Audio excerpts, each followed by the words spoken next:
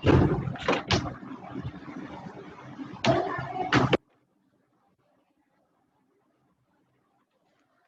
जी, हमने आगे जो है वो यहाँ पे आके हम अब बात डिस्कस करेंगे कि हमारे पास अब एक ड्रग जो एक्टिव फॉर्म में है, वो जब मेटाबॉलिज्म में जाती है तो वो किस तरह से क्या क्या पॉसिबिलिटीज़ हैं वो कि वो किस चीज़ में बायो ट्रांसफॉर्म हो सकती है। फॉर एग्जांपल अगर हम बात करें तो हमारे पास ये एक एक्टिव ड्रग है, सही है। अब जब एक्टिव लिवर में जाती है तो लिवर में जाने के बाद एक्टिव ड्रग जब मेटाबोलाइज होती है तो वो इनएक्टिव में कन्वर्ट हो सकती है, सही है। फॉर एग्जांपल अगर हम बात करें लिडोकेन की, लिडोकेन गई मेटाबोलाइज हुई और इनएक्टिव में कन्वर्ट हो गई। नाइट्रोग्लिसरीन है मेटाबोलाइज हुई और इनएक्टिव में कन्वर्ट हो गई। तो एक्टिव ड्रग या तो इनएक्टिव मेटाबोलाइट बनाएगी या तो एक्टिव ड्रग मेटाबॉलिज्म में जाने के बाद और अपने से ज़्यादा एक्टिव मेटाबोलाइट बना लेगी। फॉर एग्जांपल अगर हम बात करें कोडीन की, तो कोडीन जब बॉडी में जाती है तो कोडीन जो है वो कोडीन एक ऑपियोइड एनाल्जेसिक है, एंटीटसेव है, सही है। इसके अलावा कफ सप्रेसेंट के तौर पर इस्तेमाल की जाती है हमारे पास। तो जब कोडीन की मेटाबॉलिज्म होती है तो कोडीन का स्ट्रक्चर जो है वो मॉर्फिन से रिलेट करता है, थोड़ी बहुत स्ट्रक्चरल चेंजेस होती है। तो कोडीन की जब मेटाबॉलिज्म होती है तो वो मॉर्फिन में कन्वर्ट हो जाती है और मॉर्फिन जो है वो कोडीन से ज़्यादा एक्टिव है। तो एक तो हमने बात की या तो एक एक्टिव ड्रग होगी जो इनएक्टिव में कन्वर्ट होगी मेटाबॉलिज्म के बाद, या तो एक एक्टिव ड्रग एक्टिव मेटाबोलाइट बना लेगी। जैसे ट्रेमाडोल है, उसकी क्या हुई, ओ डेस मिथाइलेशन हो गई, जिसकी वजह से क्या बन गया, वो ओ डेस मिथाइल ट्रेमाडोल बन गया, तो वो उससे ज़्यादा एक्टिव फॉर्म में था, सही है। फॉर एग्जांपल अगर हम बात करेंगे पैरासीटामोल की, सही है। अगर हम पैरासीटामोल के स्ट्रक्चर को देखें तो पैरासीटामोल का स्ट्रक्चर क्या होता है हमारे पास, बेंजीन रिंग होती है उसके पास, सही है। यहाँ पे OH ग्रुप लगा हुआ होता है, सही है, और यहाँ पे ग्रुप लगा हुआ होता है NHCO3। तो ये हमारे पास बेंजीन रिंग का ये हमारे पास पेनाडोल का स्ट्रक्चर है, सही है।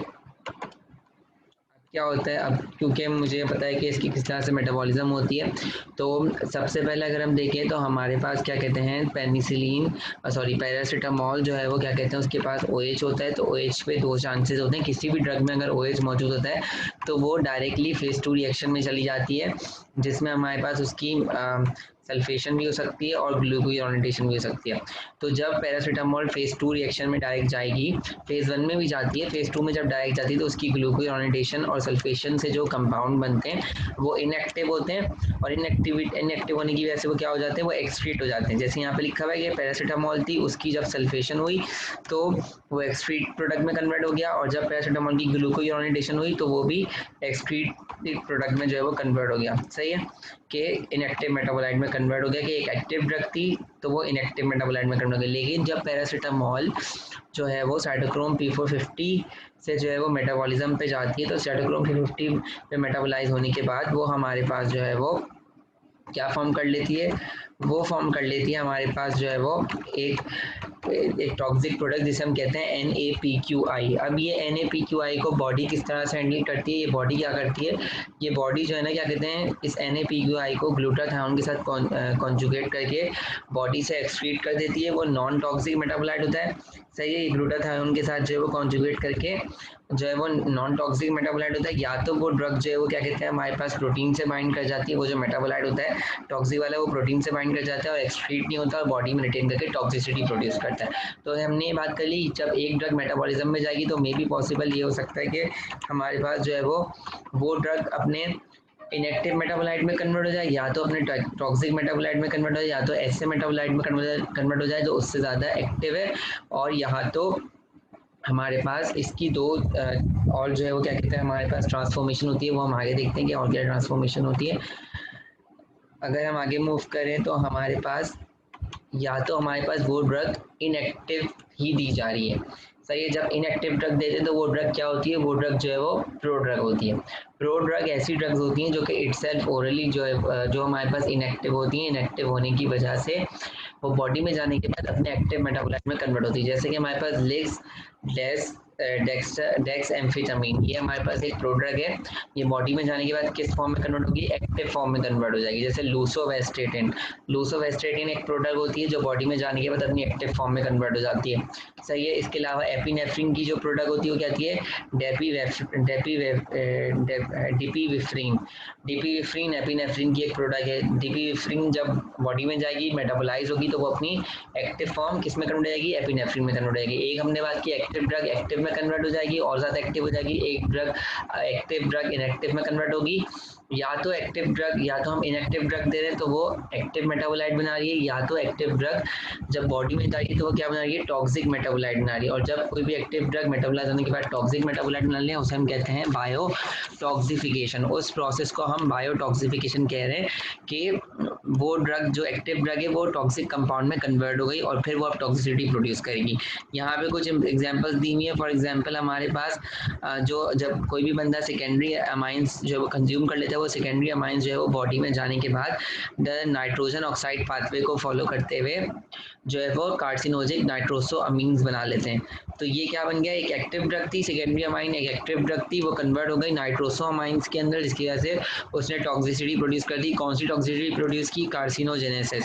इसी तरह से वो लोग जो स्मोकिंग कर रहे होते हैं उनके अंदर निकोटीन जाना होता है, निकोटीन नाइट्रोसेटेड कार्सिनोजिक NNK कंपाउंड फॉर्म कर लेता है। ये इसका एक कन्वर्जन है लंग्स के अंदर, तो वो लंग्स टॉक्सिसिटी कॉज करता है। इसके अलावा अगर कोई बंदा जो है वो क्या कहते हैं हाइपोग्लाइसिन ए खा लेगा तो वो हमारे पास MCPA को बना लेगा, तो ये भी एक टॉक्सिक मेटाबोलाइट है। मतलब हम ये कह सकते हैं कि जब एक ड्रग जो है वो मेटाबोलाइज होती है तो हमारे पास बहुत सारी पॉसिबिलिटीज़ होती हैं। या तो वो ड्रग जो एक्टिव फॉर्म में वो मोर एक्टिव मेटाबोलाइट बना ले, या तो एक ड्रग जो एक्टिव फॉर्म में वो इनएक्टिव हो जाए, या तो एक ड्रग इनएक्टिव फॉर्म में ही दी जा रही है तो वो बॉडी में जाने के बाद एक्टिव हो जाए, या तो एक एक्टिव फॉर्म में जो ड्रग दी जा रही है वो टॉक्सिक मेटाबोलाइट में कन्वर्ट हो जाए। ये चार तो पॉसिबिलिटीज़ हैं। इसके अलावा दो पॉसिबिलिटीज़ और होती हैं कि जो हम एक ड्रग दे रहे हैं, जो एक्टिव ड्रग दे रहे हैं, वो जो है वो क्या कहते हैं हमारे पास ऐसे मेटाबोलाइट में कन्वर्ट हो जाए जिसकी एक्टिविटी उसके पेरेंट कंपाउंड से डिफरेंट हो। फॉर एग्जांपल अगर मैं यहाँ पे एग्जांपल लूँ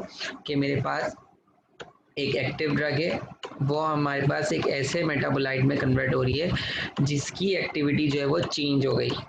सही है। जैसे कि सल्फानिलामाइड। सल्फानिलामाइड क्या होती है, बेसिकली वो एक एंटीबैक्टीरियल होती है।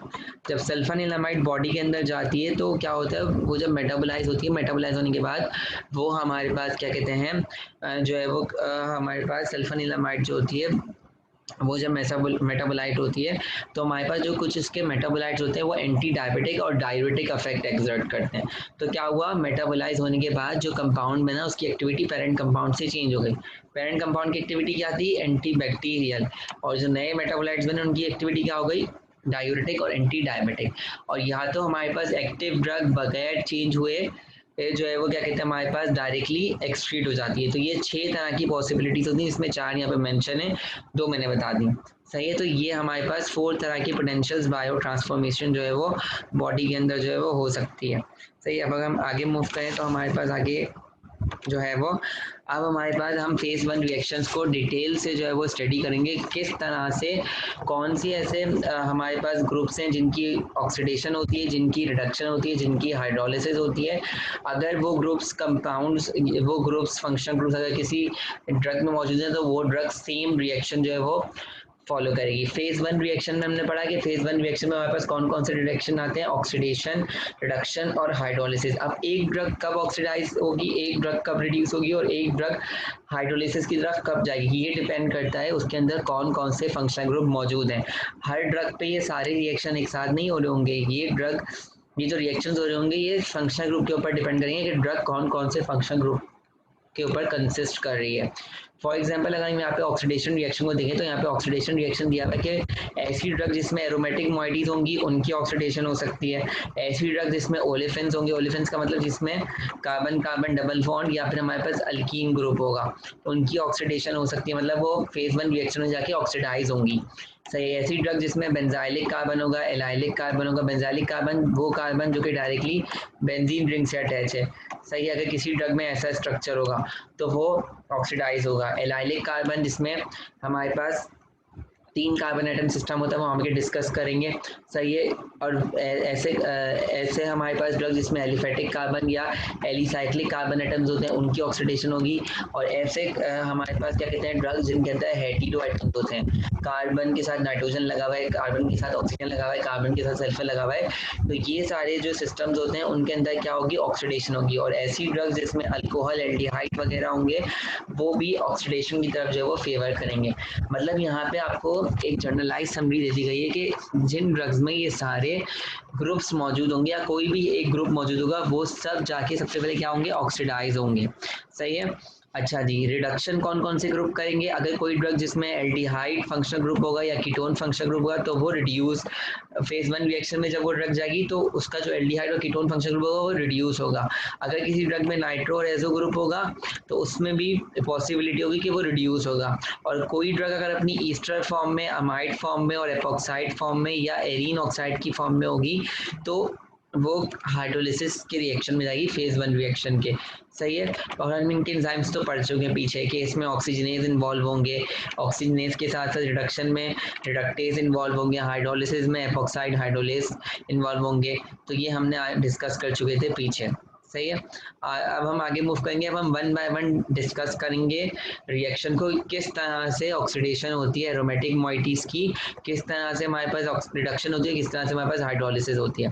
सही है। अब यहाँ से हमारे पास सारा प्रैक्टिस बेस आ जाता है।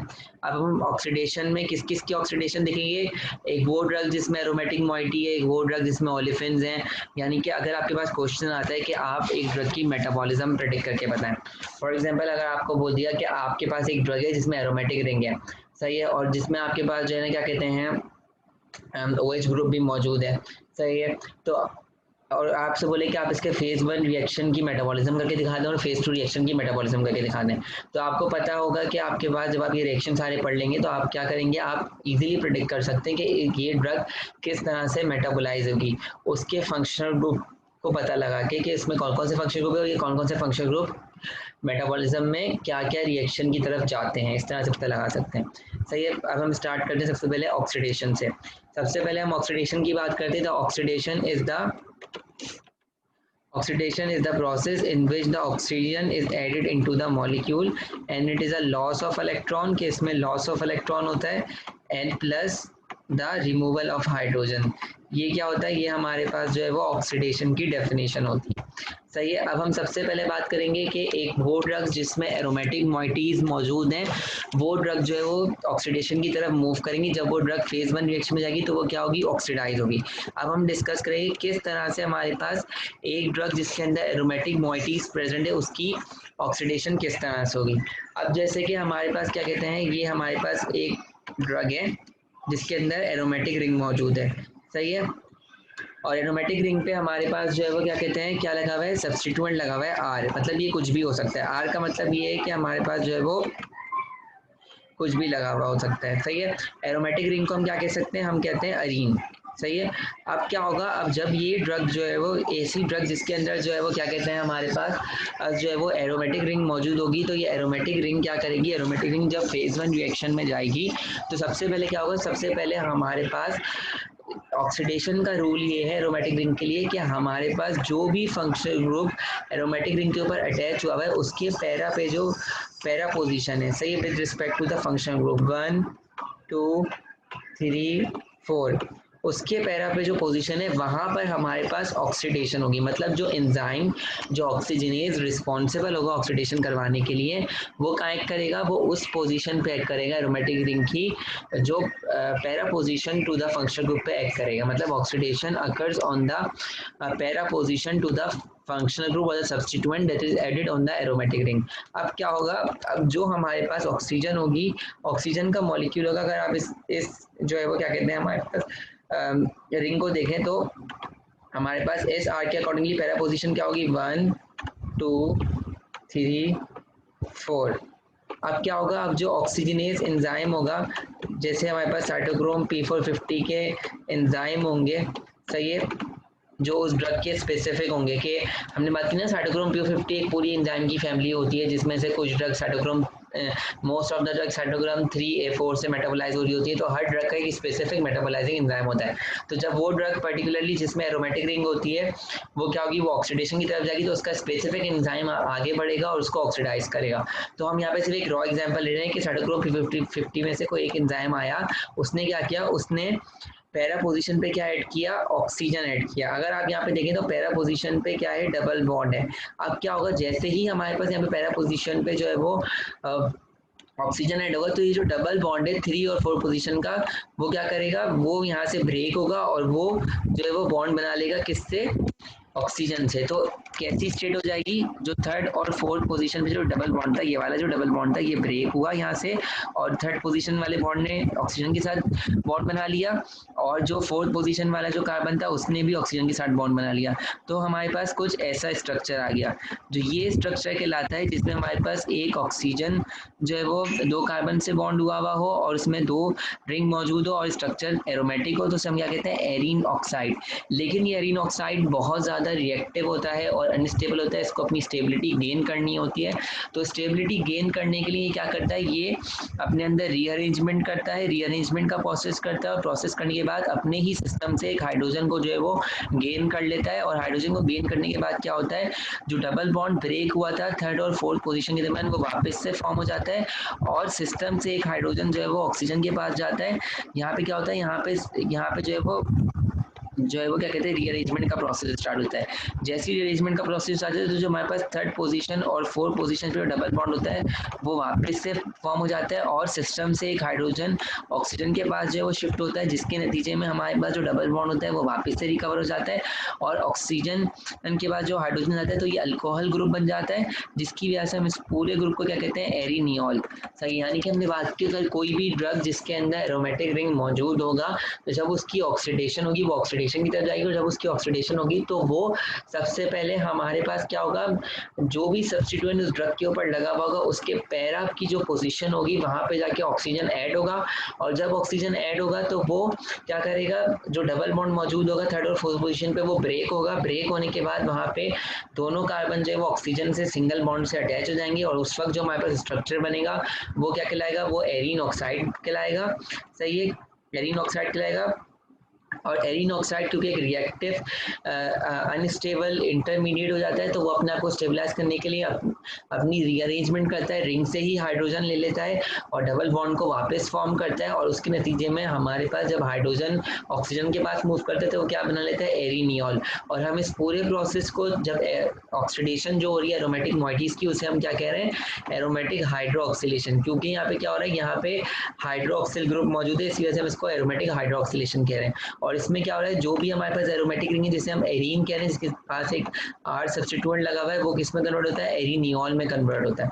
सही है, वो कौन कौन सी ड्रग है जो इस रिएक्शन में जा सकती हैं, जैसे हमारे पास प्रोपेनोलोल है, फिनोबार्बिटल है, फिनोटोइन है, तो इन सब के पास क्या है, इन सब के पास एरोमेटिक रिंग मौजूद होती है। और जिन भी ड्रग में हमारे पास एरोमेटिक रिंग मौजूद होगी तो सबसे पहले आपके दिमाग में क्या क्लिक करेगा कि भाई एरोमेटिक रिंग तो फेज 1 रिएक्शन में ऑक्सीडाइज होने की तरफ जाती है। सही, फॉर सपोज अगर मैंने आपसे पूछ लिया कि आप फेज 1 रिएक्शन मुझे बता दें प्रोपेनोलोल का, कि जब प्रोपेनोलोल लिवर में जाके फेज 1 रिएक्शन में जाएगी तो उसके फेज 1 रिएक्शन की कन्वर्जन आप मुझे करके बता दें। तो आपके पास प्रोपेनोल का स्ट्रक्चर दिया होगा, आप फॉरेन से एरोमेटिक रिंग को देखेंगे कि कौन सी एरोमेटिक रिंग है और उसके साथ सब्स्टिट्यूएंट कौन सा लगा हुआ है, और जो सब्स्टिट्यूएंट की जो पैरा पोजीशन होगी वहां पे आप बता देंगे कि यहाँ पे ऑक्सीडेशन होगी, जैसे कि यहाँ पे एग्जाम्पल्स दी हुई है। सही है, अब जैसे यहाँ पे दी हुई एग्जाम्पल्स,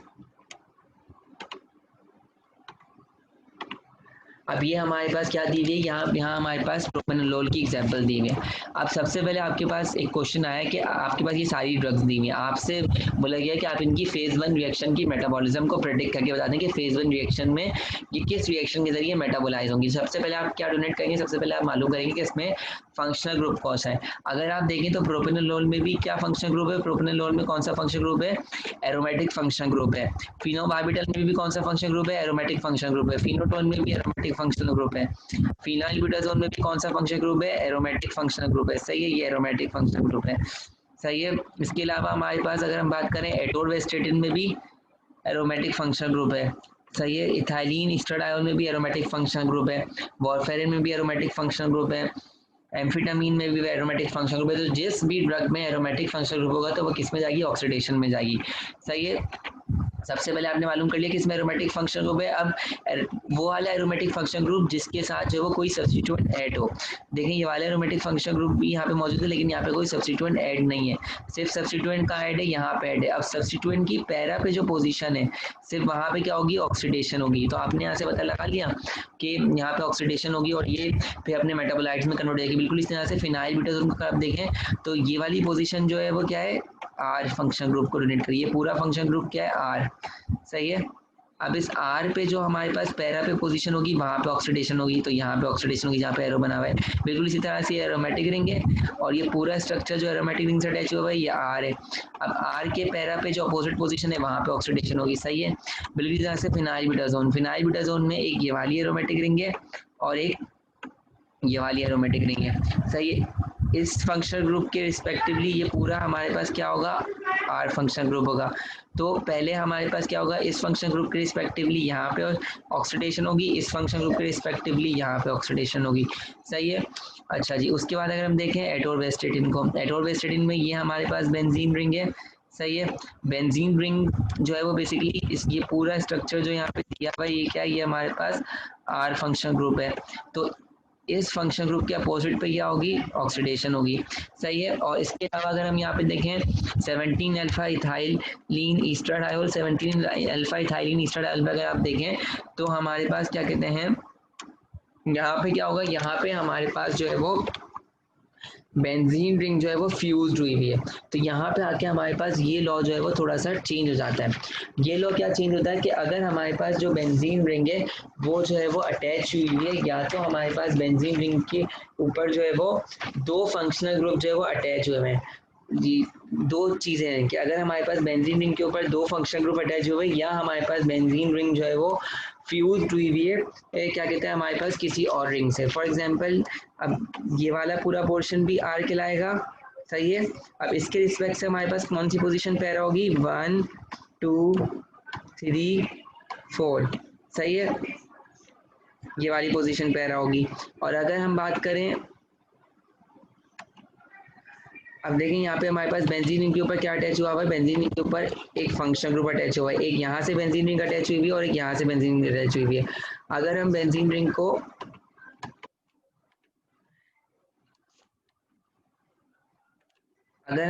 रिंग को इसको अगर हम आर कंसीडर करते हैं तो आर कंसीडर के अकॉर्डिंगली 1 2 3 4। सही है। तो 4 की वजह से बेसिकली हमारे पास क्या होगा, यहाँ पर जो है वो हमारे पास ऑक्सीडेशन होगी। सही है। इस पोजीशन पे हमारे पास ऑक्सीडेशन हो जाएगी। सही है। क्योंकि यहाँ पे क्या है, यहाँ पे हम जो है वो क्योंकि बेंजीन रिंग यहाँ पे किसी और मॉइटी से जो है वो अटैच हुई हुई है, तो जो बेंजीन रिंग से फंक्शनल ग्रुप अटैच हुआ होगा उससे जो है वो क्या कहते हैं हम काउंट करेंगे और जो पैरा पोजीशन होगी वहाँ पे ऑक्सीडेशन होगी। बिल्कुल इसी तरह से अगर आप यहाँ पे देखें तो यहाँ पे हमारे पास जो है वो ये वाली जो बेंजीन रिंग है ये हमारे पास क्या है, ये भी हमारे पास एक ऑक्सीजन से कनेक्ट हुई हुई है और एक किससे कनेक्ट हुई है, और एक हमारे पास जो है वो किससे कनेक्ट हुई है, एक हमारे पास अल्कोहल कार्बन अल्कोहल से एलिफेटिक अल्कोहल से कनेक्ट हुई है। तो हमारे पास क्या होगा, यहाँ पे जो है वो रूल चेंज हो जाएगा। यहाँ पे रूल क्या चेंज होगा कि ये बेंजीन रिंग जो है वो ये हमारे पास दो फंक्शनल ग्रुप से अटैच हुई हुई है। सही है। एक ये वाले फंक्शनल ग्रुप से और एक ये वाले फंक्शनल ग्रुप से। तो अगर हम यहाँ पे देखें तो हमारे पास इस वाले फंक्शनल ग्रुप के रिस्पेक्टिवली जिसे हम आर कंसिडर करें तो पोजीशन क्या होगी, 1 2 3 4 5। सही है। यहाँ पे हमारे पास 5th पोजीशन होगी। सही है। इसके अलावा अगर हम ये वाले फंक्शन ग्रुप के रिस्पेक्ट से देखें तो 1 2 3 4। सही है। तो मोस्ट प्रोबेबली जो हमारे पास ऑक्सीडेशन होगी वो कौन सी पोजीशन पे होगी, वो ये वाली पोजीशन पे होगी, 7th पोजीशन 4th पोजीशन पे होगी। सही है। मतलब इस वाले फंक्शन ग्रुप के रिस्पेक्टिवली अगर हम देख रहे हैं तो ये वाली पोजीशन जो है वो क्या कहते हैं हमारे पास क्या आ रही है, पैरा आ रही है। और इस वाले फंक्शन ग्रुप के रिस्पेक्टिवली देखते हैं तो हमारे पास ये वाली पोजीशन जो है वो पैरा आ रही है। अगर यहाँ पे हमारे पास कोई और फंक्शन ग्रुप अटैच होता, सही, अभी तक हमने बात की कि जो भी हमारे पास आर का सब्स्टिट्यूएंट है जो पैरा पोजीशन होगी उसके वहाँ पे ऑक्सीडेशन होगी। लेकिन हमारे पास कुछ ऐसी ड्रग्स हैं कि जिनके अंदर जो है वो जो फ्यूज फॉर्म के अंदर है। सही है। ये जैसे फ्यूज फॉर्म के अंदर है तो फ्यूज फॉर्म के अंदर हमारे पास ऑक्सीडेशन वहाँ होगी जहाँ पे कोई और जो है वो फंक्शन ग्रुप अटैच नहीं हुआ होगा। यहाँ पे फंक्शन ग्रुप अटैच नहीं हुआ, जैसे हम यहाँ बात करें तो इसके अकॉर्डिंगली 1 2 3 4 सही है। इस आर के अकॉर्डिंगली यहाँ पे ये पैरा पोजीशन आ रही है, लेकिन हमारे पास क्या कहते हैं यहाँ पे ऑलरेडी हाइड्रोक्सिल ग्रुप अटैच है। अब यहाँ पे ऑक्सीडेशन नहीं होगी, ऑक्सीडेशन वहाँ होगी जहाँ पे जो है वो कोई फंक्शन ग्रुप जो है वो अटैच नहीं होगा। जैसे ये वाली पोजीशन खाली है और ये वाली पोजीशन खाली है, तो यहाँ ऑक्सीडेशन होगी। बिल्कुल इसी तरह से अगर हम इसके रिस्पेक्ट से बात करें तो हमारे पास क्या होगा 1 2 3 और 4 सही। इसके रिस्पेक्ट से ये पोजीशन आ रही है, और इसके रिस्पेक्ट से बात करें तो 1 2 3 4 सही है। तो ये हमारे पास क्या है, यहाँ पे हमारे पास जो है वो इसके रिस्पेक्ट से अगर हम बात करें तो हमारे पास यहाँ पे क्या है, यहाँ पे जो है वो ये वाला जो कार्बन है इसके रिस्पेक्ट से बात करें तो 1 2 3 4 सही है। और इसके रिस्पेक्ट से बात करें तो 1 2 3 4 5 सही है। तो ये हमारे पास क्या है, ये वाली पोजीशन जो है वो बेसिकली हमारे पास फेवर करेगी ऑक्सीडेशन को। तो ये जो है वो हमने यहाँ पे डिस्कस कर लिया कि हमारे पास ये जो है वो यहाँ पे डिस्कशन हो रही है। ये वाली देखिए आप यहाँ से, ये यहाँ से पैरा है और ये वाली पोजीशन यहाँ से पैरा है, तो हमारे पास क्या कहते हैं क्या होगा, यहाँ पे जो है वो दोनों जगह ऑक्सीडेशन हो सकती है, लेकिन फेवर क्या कर रहा है वो फेवर कर रहा है। बिल्कुल इस तरह से अगर आप इसके अपोजिट देखें तो ये पैरा हो गई, अगर आप इसके अपोजिट देखें तो ये पैरा हो गई सही है। इसके अपोजिट देखें तो ये करके ये पैरा हो गई, ये इसके अपोजिट देखें तो ये करके ये पैरा, और ये अगर आप इस वाले ग्रुप के अपोजिट देखें तो ये वाली पोजीशन पैरा हो रही है, और अगर आप इस वाले ग्रुप के अपोजिट देखें तो ये वाली पोजीशन पैरा हो रही है, क्योंकि यहाँ पे फंक्शन ग्रुप है तो यहाँ पे ऑक्सीडेशन नहीं हो सकती। तो फिर आपको ये वाले कार्बन से देखना होगा, तो ये वाले कार्बन से ये वाली पोजीशन फ्री जा रही है तो यहाँ पे ऑक्सीडेशन होगी सही है। बिल्कुल इसी तरह से एम्फीटामीन है, एम्फीटामीन में बेंजीन रिंग अटैच हुई हुई है इससे, तो ये हमारे पास आर सब्स्टिट्यूएंट है, इसके पैरा पे ये वाली पोजीशन है तो यहाँ पे ऑक्सीडेशन हो जाएगी। तो हमने बात कर ली ऐसे हमारे पास ड्रग्स जिसमें हमारे पास बेंजीन रिंग मौजूद है।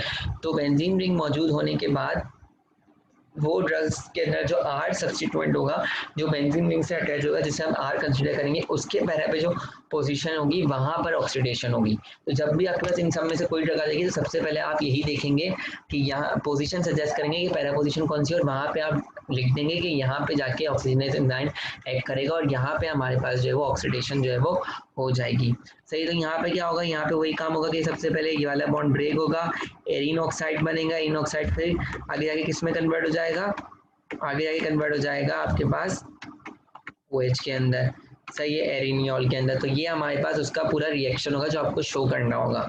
पहले आप ये ड्रग का स्ट्रक्चर बनाएंगे, फिर आप ये वाली स्टेट बनाएंगे, फिर यहाँ पे OH शो कर देंगे। तो इस तरह से आपके पास यहाँ पे हमने आके डिस्कस कर लिया oxidation of the aromatic ring की जो पैरा पे पोजीशन होगी वहाँ पे ऑक्सीडेशन होगी। और अगर हमारे पास बेंजीन रिंग दो फंक्शनल ग्रुप से अटैच हुई हुई है तो फिर हम जो ऑक्सीडेशन करवाएंगे उस पैरा पोजीशन पे करवाएंगे जहाँ पे कोई और फंक्शनल ग्रुप जो है वो अटैच नहीं होगा सही है। ये वाली बात है, हमारे पास फ्री पोजीशन पे करवाएंगे जहाँ पे कोई और मोइटी अटैच नहीं होगा सही है। जैसे हमने यहाँ पे वॉरफेरिन में देखा और यहाँ पे हमने किस पे देखा 17 अल्फा इथाइलिन ईस्टरडायोल की ये वाली पोजीशन खाली थी और ये वाली पोजीशन खाली थी। तो यहाँ लेकिन फेवर क्या कर रहा है, फेवर यहाँ पे कर रहा है कि पहले यहाँ ऑक्सीडेशन होगी। तो डिपेंड करता है कि हमारे बजाय तो देखने में दोनों पोजीशंस खाली हैं, लेकिन फेवर खुद एंजाइम्स का फेवर करें कि वो यहाँ करें सही। बिल्कुल इसी तरह से यहाँ पे भी दो पोजीशन खाली हैं, लेकिन एंजाइम का फेवर करें कि वो इस पोजीशन पे ऑक्सीडाइज करें। तो ये एंजाइम के ऊपर भी डिपेंड करता है सही है। आगे हम डिस्कस करें बिल्कुल इसी तरह से, ये हमारे पास क्या है फिनोटोइन। अब फिनोटोइन को आप देखें तो फिनोटोइन में हमारे पास जो है वो, अगर आप फिनोटोइन को देखें तो फिनोटोइन में हमारे पास एक ये एरोमेटिक रिंग है सही है, और एक इस एरोमेटिक रिंग के आगे जो लगा हुआ है बेसिकली कार्बन लगा हुआ है। ये क्या है, ये हमारे पास ये पूरा फंक्शनल ग्रुप जो है या जो ये पूरा फंक्शनल ग्रुप जो ये R है सही है। अब इस कार्बन के पैरा पे कौन सी पोजीशन आएगी, ये वाली पोजीशन आएगी। तो आप देख रहे हैं यहाँ पे हाइड्रोक्सिलेशन हो गई, पैरा हाइड्रोक्सी फिनोटोइन सही है। अब इस वाले कार्बन के अकॉर्डिंगली देखें तो यहाँ पर भी ऑक्सीडेशन हो सकती है सही है। दो बेंजीन रिंग है, लेकिन फेवर क्या कर रहा है, फेवर हमने यहाँ पे डिस्कस कर लिया सही है कि यहाँ पे हमारे पास ऑक्सीडेशन होगी। बिल्कुल इसी तरह से अगर आप इसको देखें डायजीपाम को, डायजीपाम में ये वाला कार्बन जो बेंजीन रिंग का है ये पूरे सब्स्टिट्यूएंट से अटैच हुआ है। ये क्या है, ये R ग्रुप है। अब इसी के पैरा पे ऑक्सीडेशन हो रही है सही है। इसी के पैरा पे जब ऑक्सीडेशन होगी तो डायज़ेपाम के पैरा पे ऑक्सीडेशन होगी तो क्या बन जाएगा, पैरा हाइड्रोक्सीडाइजीपाम। क्योंकि यहाँ से क्या है, क्लोरप्रोमाजीन। अगर आप क्लोरप्रोमाजीन को देखें तो इसके एक साइड पे सल्फर है और इसके एक साइड पे क्या है, नाइट्रोजन है। सही है। सल्फर के रिस्पेक्ट से कौन सी पोजीशन पैरा पे होगी, 1 2 3 4 5 6। और अगर आप इस वाली पोजीशन से देखें तो 1 2 3 4 5। सही है। तो ये हमारे पास क्या करता है, अगर हम यहाँ पे नंबरिंग करने की कोशिश करें तो ये हमारे पास क्या है, ये हमारे पास जो है वो क्या कहते हैं, सल्फर है। सल्फर के रिस्पेक्ट से ये पैरा पोजीशन आ रही है, नाइट्रोजन के रिस्पेक्ट से ये पैरा पोजीशन आ रही है। तो वो फेवर कहाँ कर रहा है, फेवर ये कर रहा है कि जो हमारे पास 7 पोजीशन पे फेवर हो रही है। सही है। बिल्कुल इसी तरह से अगर आप देखें तो इसी तरह से आपके पास जो है वो क्या कहते हैं, जो है वो पैराक्लोरो बाइफिनाइल है। तो ये एक फिनाइल रिंग है और ये पूरा स्ट्रक्चर क्या है, आर है। अब इस आर के पैरा पे कौन सी पोजीशन है, ये वाली पोजीशन है। तो यहाँ पे ये फेवर करे ऑक्सीडेशन को। तो इस तरह से हमने बात की कि आप पैरा पोजीशन को सजेस्ट करेंगे और वहाँ पर आप शो करेंगे कि ऑक्सीडेशन हो रही है। बिल्कुल इसी तरह से कि आपके पास जो भी ड्रग का स्ट्रक्चर आएगा उससे पहले आपने जो है वो पैरा पोजीशन को सजेस्ट किया कि ये इसकी पैरा है, ये इसकी पैरा, और वहाँ पे आपने OH ग्रुप ऐड कर दिया रिएक्शन को शो करने में कि ये इस तरह से मेटाबोलाइज होगी। सही है। अच्छा जी, ये तो हमने एरोमेटिक रिंग के बारे में डिस्कस कर लिया। एरोमेटिक रिंग के बाद हमारे पास क्या है, एरोमेटिक रिंग के बाद हमारे पास जो है वो ओलिफिन्स आते हैं। कि अगर किसी हमारे पास ड्रग के स्ट्रक्चर में हमारे पास ओलिफिन्स आ गए, मतलब कोई ऐसी ड्रग आ गई जिसमें carbon carbon double bond present है। जैसे कि हमारे पास एक ड्रग है जिसमें हमारे पास क्या है, कार्बन डबल बॉन्ड कार्बन मौजूद है। सही है। उसको हमने एक ऐसे जो है वो कंपाउंड के साथ रिएक्ट करवा दिया जिसके पास जो है वो ऑक्सीजन के मॉलिक्यूल्स मौजूद थे, मतलब ये ऑक्सीडाइजिंग एजेंट के तौर पे काम करेगी। यहाँ पे एक एग्जांपल दी हुई है, ये ऐसा बॉडी में नहीं हो रहा होता, ये सिर्फ एक रिएक्शन शो करके दिखाया हुआ है कि अगर हमारे पास मैं ओलिफिन्स की ऑक्सीडेशन करवाऊँ तो क्या होगा, जो ऑक्सीजन मॉलिक्यूल होगा बेसिकली, जो हमारे पास क्या कहते हैं ऑक्सीडाइजिंग एजेंट क्या करेगा, जब हमारे पास ओलिफिन्स की ऑक्सीडेशन होती है तो कार्बन कार्बन जो डबल बॉन्ड है वो जो है वो ब्रेक होता है और वहाँ पर कार्बन जो है वो 2 कार्बन सिंगल बॉन्ड से जो है वो ऑक्सीजन से अटैच हो जाते हैं। अब आप देखें कि ये एक कार्बन है, ये एक कार्बन है, इनके दरमियान जो डबल बॉन्ड था वो ब्रेक हुआ और ये दोनों कार्बन जो है वो क्या कहते हैं ऑक्सीजन से सिंगल बॉन्ड से अटैच हो गए। इससे जो हम कहते हैं कि कार्बन जो कि 2 कार्बन जब सिंगल बॉन्ड से जो है वो ऑक्सीजन से अटैच हो गए उसे हम क्या कहते हैं, एपॉक्साइड। कि जब ओलिफिन्स की ऑक्सीडेशन होती है तो किस में कन्वर्ट हो जाते हैं, एपॉक्साइड में कन्वर्ट हो जाते हैं। ये हमारे पास एक ऑक्सीडाइजिंग एजेंट है DDO। इसके पास 2 ऑक्सीजन के मॉलिक्यूल्स थे, जिसने क्या किया, इसने यहाँ पर इन ऑक्सीजन के मॉलिक्यूल को, एक ऑक्सीजन के मॉलिक्यूल को एडअप कर दिया और जब ऑक्सीजन का मॉलिक्यूल एडअप हुआ तो कार्बन कार्बन के दरमियान जो डबल बॉन्ड है, अल्कीन जो फंक्शन ग्रुप है उसमें डबल बॉन्ड ब्रेक हुआ और वहाँ पे ऑक्सीजन जो वो एडअप हो गया दोनों कार्बन के बीच। सिंगल बॉन्ड से जो कार्बन 2 कार्बन जब सिंगल बॉन्ड से ऑक्सीजन से अटैच होते हैं तो उसे हम एपॉक्साइड कहते हैं। यानी कि कोई ऐसी ड्रग अगर आपके पास आती है जिसमें हमारे पास सिर्फ कार्बन कार्बन डबल बॉन्ड मौजूद है, कॉन्जुगेशन मैनर में नहीं, एरोमेटिक रिंग की फॉर्म में नहीं, सिर्फ कार्बन कार्बन डबल बॉन्ड मौजूद है, तो वहाँ पर क्या होगा, वो ड्रग भी फेज 1 रिएक्शन में जाके ऑक्सीडाइज होगी और ऑक्सीडेशन उसकी कहाँ होगी, कार्बन कार्बन डबल बॉन्ड पर होगी। जब carbon carbon double bond oxidise होगा तो वो एपॉक्साइड में कन्वर्ट हो जाएगा। तो इस तरह से ऑक्सीडेशन होती है ओलेफिन्स की। सही है। अच्छा जी, अब अगर हम आगे मूव करें तो हमारे पास हमने ऑक्सीडेशन ऑफ ओलेफिन्स की बात की। फॉर एग्जांपल हमारे पास क्या कहते हैं, ये एक एग्जांपल दी हुई है ओलेफिन्स की। अब आप देखें कि यहाँ पे सिर्फ क्या है, कार्बन कार्बन डबल बॉन्ड, तो ऑक्सीडेशन का होगी यहीं मौजूद होगी। देख रहे हैं आप यहाँ पे बन गया ये एरीन ऑक्साइड ग्रुप बन गया, ये 2 कार्बन थे, इनके दरमियान डबल बॉन्ड टूटा और यहाँ से ये सिंगल बॉन्ड से ऑक्सीजन से अटैच हो गए। ये कार्बन, ये वाला कार्बन जिनके में डबल बॉन्ड टूट गया और ये सिंगल बॉन्ड से किससे अटैच हो गए, ऑक्सीजन से अटैच हो गए। सही है। तो जहाँ पे सिर्फ एल्कीन ग्रुप हमारी ड्रग में मौजूद होगा वहीं सिर्फ ऑक्सीडेशन होगी। बिल्कुल इसी तरह से अभी देखिए ये हमारे पास एरोमेटिक रिंग में मौजूद नहीं है, ये हमारे पास सिर्फ किस रिंग में मौजूद है, ये हमारे पास सिर्फ ओलिफिनिक नेचर में मौजूद है।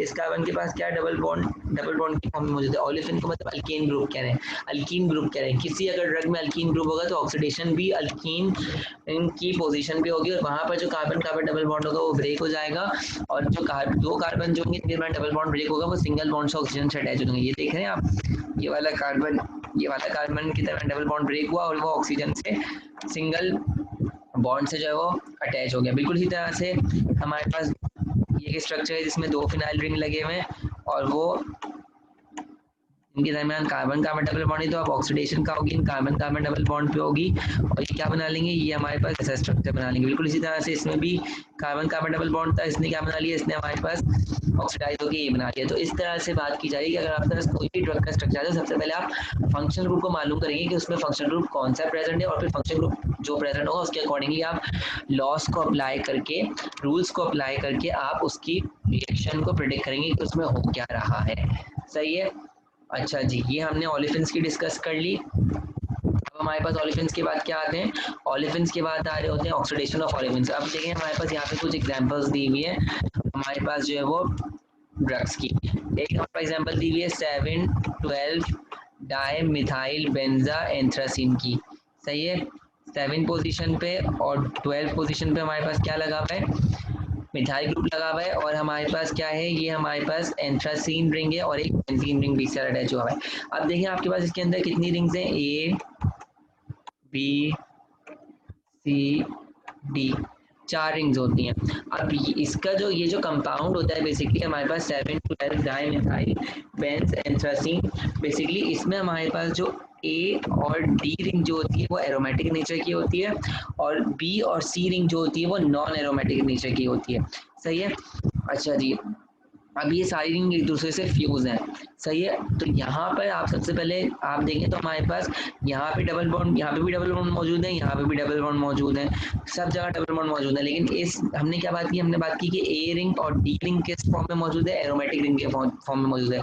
तो यहाँ पर तो हमारे पास क्या होगा, डबल बॉन्ड मौजूद तो है लेकिन वो एरोमेटिक की नेचर में मौजूद है। तो यहाँ पे हमारे पास ओलेफिन्स वाला जो लॉ है वो अप्लाई नहीं हो सकता। और फिर हमने बात की, चलो हमने इन दोनों को तो हटा दिया, हमने बात की जो बी और सी रिंग है उसमें जो हमारे पास डबल बॉन्ड मौजूद है वो ओलिफेनिक नेचर में मौजूद है, वो सिर्फ अल्कीन नेचर के मौजूद हैं, उसमें हमारे पास जो है वो एरोमेटिसिटी वो एग्जिबिट नहीं करते।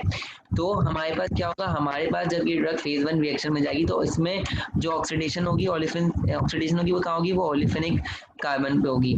तो यहाँ पे हमारे पास इस ड्रग में जो ओलिफिन्स मौजूद है, जो अल्कीन फंक्शन ग्रुप मौजूद है, उनकी किस पोजीशन पे ऑक्सीडेशन होगी, 5th और 6 पोजीशन पे जो हमारे पास अल्कीन या डबल बॉन्ड मौजूद है वहां पे ये ऑक्सीडेशन को जो है वो फेवर करेगा। ये हमारे पास इसका जनरल रूल है। सही है। मतलब आप इसके लिए तो ये याद कर लेंगे 5th और 6th पोजीशन पे यहाँ पे ऑक्सीडेशन होगी, यहाँ पे हम कोई कॉन्सेप्ट अप्लाई नहीं कर रहे हैं।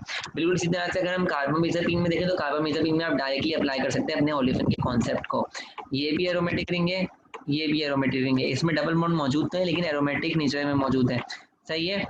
लेकिन अगर आप देखें तो आपके पास ये क्या है, ये एक नॉन एरोमेटिक रिंग मौजूद है और ये इसमें सिर्फ क्या मौजूद है, इसमें हमारे पास सिर्फ एक कार्बन कार्बन डबल बॉन्ड है। तो ये कार्बन कार्बन डबल बॉन्ड किस फॉर्म क्या कहलाता है, ओलेफिन।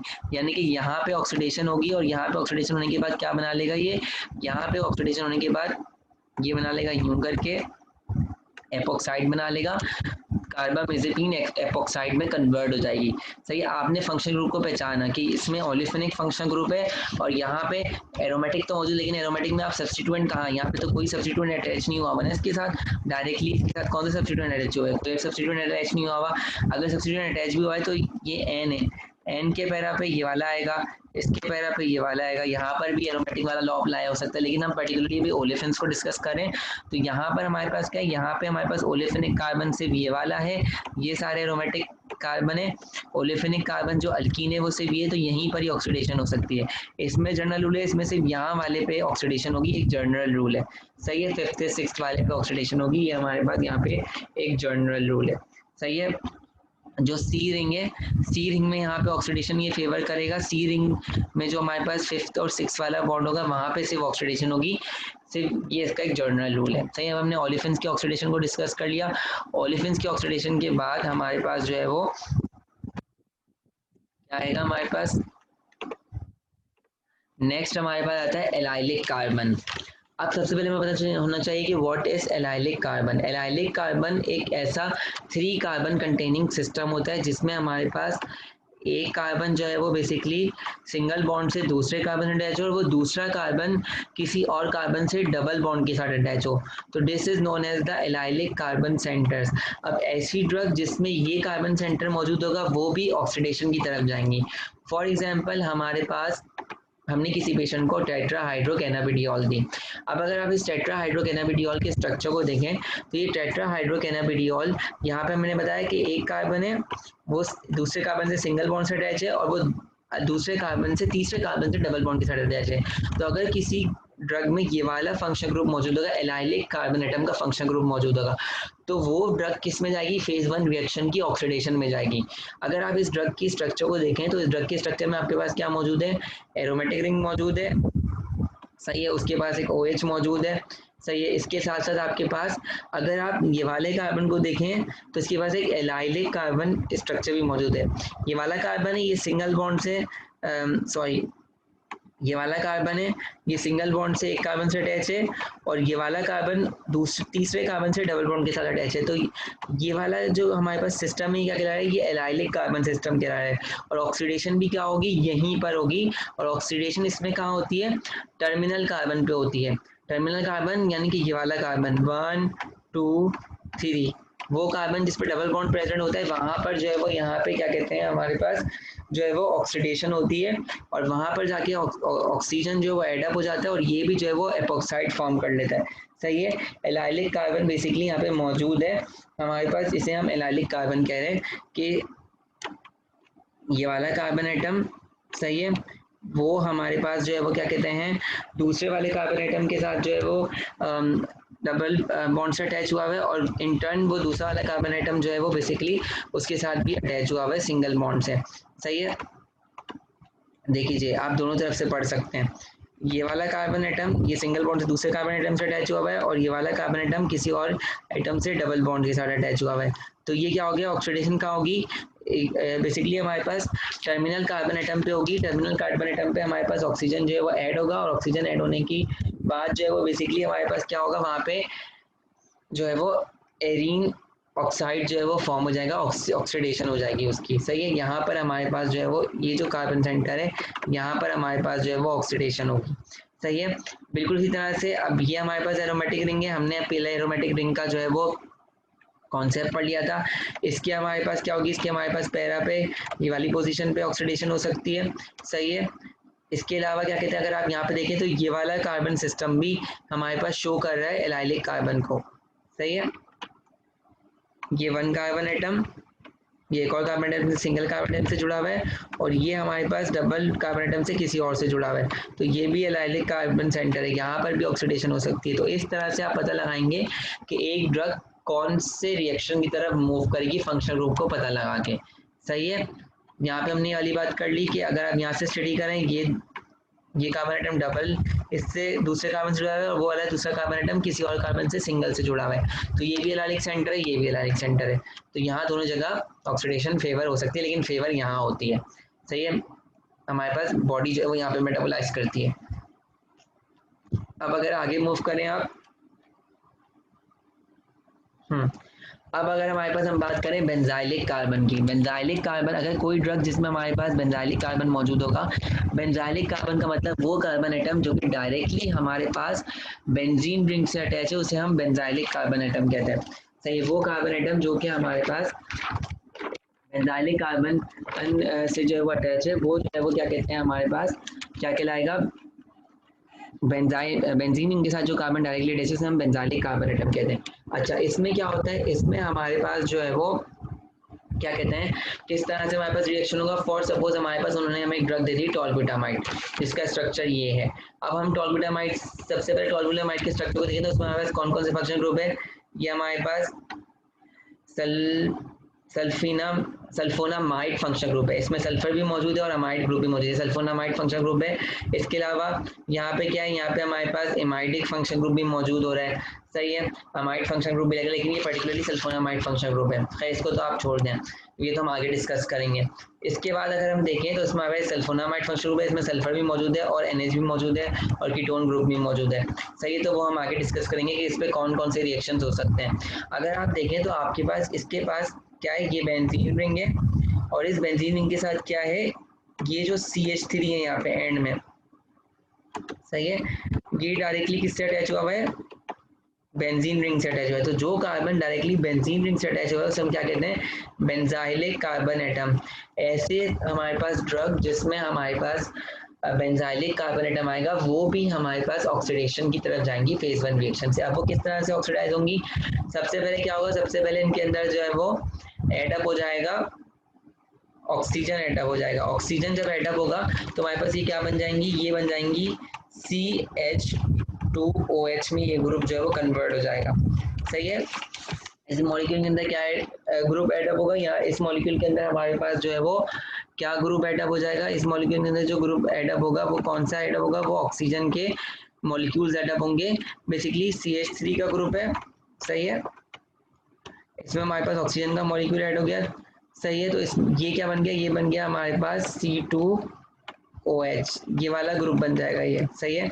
ये वाला कार्बन और ये CH3, सही है, ऑक्सीजन के साथ बॉन्ड बनाएंगे, सही है, दो कार्बन एटम यूं करके ऑक्सीजन के साथ बॉन्ड बनाएंगे और हमारे पास इनके पास एक हाइड्रोजन होगा, सही। यहाँ पे मतलब यहाँ पे ऑक्सीजन एडअप हो रहा है और जब ऑक्सीजन एडअप होगा तो वो क्या बना लेगा, एरीन एपॉक्साइड की फॉर्म में कन्वर्ट हो जाएगा। लेकिन हमने बात की थी ये जो एपॉक्साइड होता है बेसिकली ये हमारे पास जो है वो बहुत ज़्यादा क्या कहते हैं, अनस्टेबल होता है। अनस्टेबल होने की वजह से ये हाइड्रोजन गेन करेगा और जब हाइड्रोजन गेन करेगा तो ये क्या बना लेगा, ये अल्कोहल में कन्वर्ट हो जाएगा, सही है। पहले इस ड्रग ने क्या किया, पहले इस ड्रग ने बेसिकली हमारे पास जब यहाँ पे ऑक्सीजन आया, ऑक्सीजन आने की वजह से क्या हुआ, इसके अंदर जो है वो अनस्टेबिलिटी आई, इसने क्या बना लिया, इसने हमारे पास एपॉक्साइड बना लिया। लेकिन एपॉक्साइड अनस्टेबल था, वो किस में कन्वर्ट हो गया, वो अल्कोहल में कन्वर्ट हो गया। अब यहाँ पे रिएक्शन स्टॉप नहीं होता, यहाँ पे क्या होता है, बेंजाइलिक कार्बन में अल्कोहल आगे जाके फर्दर ऑक्सीडाइज होता है और वो कार्बोक्सिलिक ग्रुप में कन्वर्ट हो जाता है, सही है। तो यहाँ पे क्या आ जाएगा, यहाँ पे जो हमारे पास एंड प्रोडक्ट आएगी वो क्या आएगी, वो हमारे पास कार्बोक्सिलिक ग्रुप यहाँ पे जो है वो हमारे पास आएगी। यानी कि ऐसी ड्रग्स जिसमें बेंजाइलिक कार्बन एटम मौजूद होगा तो उसमें जो बेंजाइलिक कार्बन होगा वो पहले अल्कोहल में कन्वर्ट होगा, अल्कोहल के बाद वो फिर एल्डिहाइड में जाएगा, एल्डिहाइड के बाद फिर वो कार्बोक्सिलिक ग्रुप में जो है वो ऑक्सीडाइज हो जाएगा। तो ये हमारे पास हमने बेंजाइलिक कार्बन एटम्स की डिस्कशन जो है वो कर ली। अल्कोहल के बाद एल्डिहाइड, एल्डिहाइड का फॉर्मूला क्या होगा, ये वाला एल्डिहाइड में कन्वर्ट हो जाएगा अल्कोहल के बाद, अल्कोहल के बाद एल्डिहाइड, एल्डिहाइड के बाद कार्बोक्सिलिक ग्रुप फॉर्म कर लेगा। आप देख रहे हैं आप सब जगह आप सेम रूल अप्लाई कर रहे हैं कि अगर किसी ड्रग के अंदर बेंजाइलिक कार्बन है, किसी ड्रग के अंदर एलाइलिक कार्बन है, किसी ड्रग के अंदर एरोमेटिक मोइटी है, किसी ड्रग के अंदर ओलेफिन का स्ट्रक्चर मौजूद है, तो वो सब ऑक्सीडेशन की तरफ जाएंगे, फेज 1 रिएक्शन में हो जाएंगी, सबसे पहले ऑक्सीडाइज होंगी। और हर ऑक्सीडेशन का हमने एक पर्टिकुलर रूल पता कर लिया किस तरह से ऑक्सीडाइज होंगी, ऑक्सीडेशन किस पोजीशन पे होगी और कैसे होगी, सही है। ये हमने यहाँ पे डिस्कस कर लिया। अब आगे की अगर हम मूव करते हैं, हमने बेंजाइलिक कार्बन को डिस्कस कर लिया। बेंजाइलिक कार्बन के बाद हमारे पास क्या आता है, ऐसे हमारे पास ड्रग्स जिनके अंदर जो है वो क्या कहते हैं, हेटेरो एटम्स मौजूद होते हैं। अब हेटेरो एटम्स हमारे पास कौन कौन से होते हैं, हेटेरो एटम्स हमारे पास नाइट्रोजन, ऑक्सीजन, सल्फर मौजूद हैं। ऐसी ड्रग जिनके अंदर कार्बन, नाइट्रोजन, कार्बन, ऑक्सीजन और कार्बन सल्फर जो है वो स्ट्रक्चर मौजूद होंगे, वो क्या कहलाएंगे, वो हेटेरो एरोमेटिक सिस्टम्स कहलाएंगे। और ऐसी ड्रग जिनके अंदर हेटेरो एटम्स होते हैं वो जब ऑक्सीडेशन के प्रोसेस की तरफ जाएंगी तो उनके अंदर दो पॉसिबिलिटी होती है, सही है। दो पॉसिबिलिटी क्या होती है, अगर हम आगे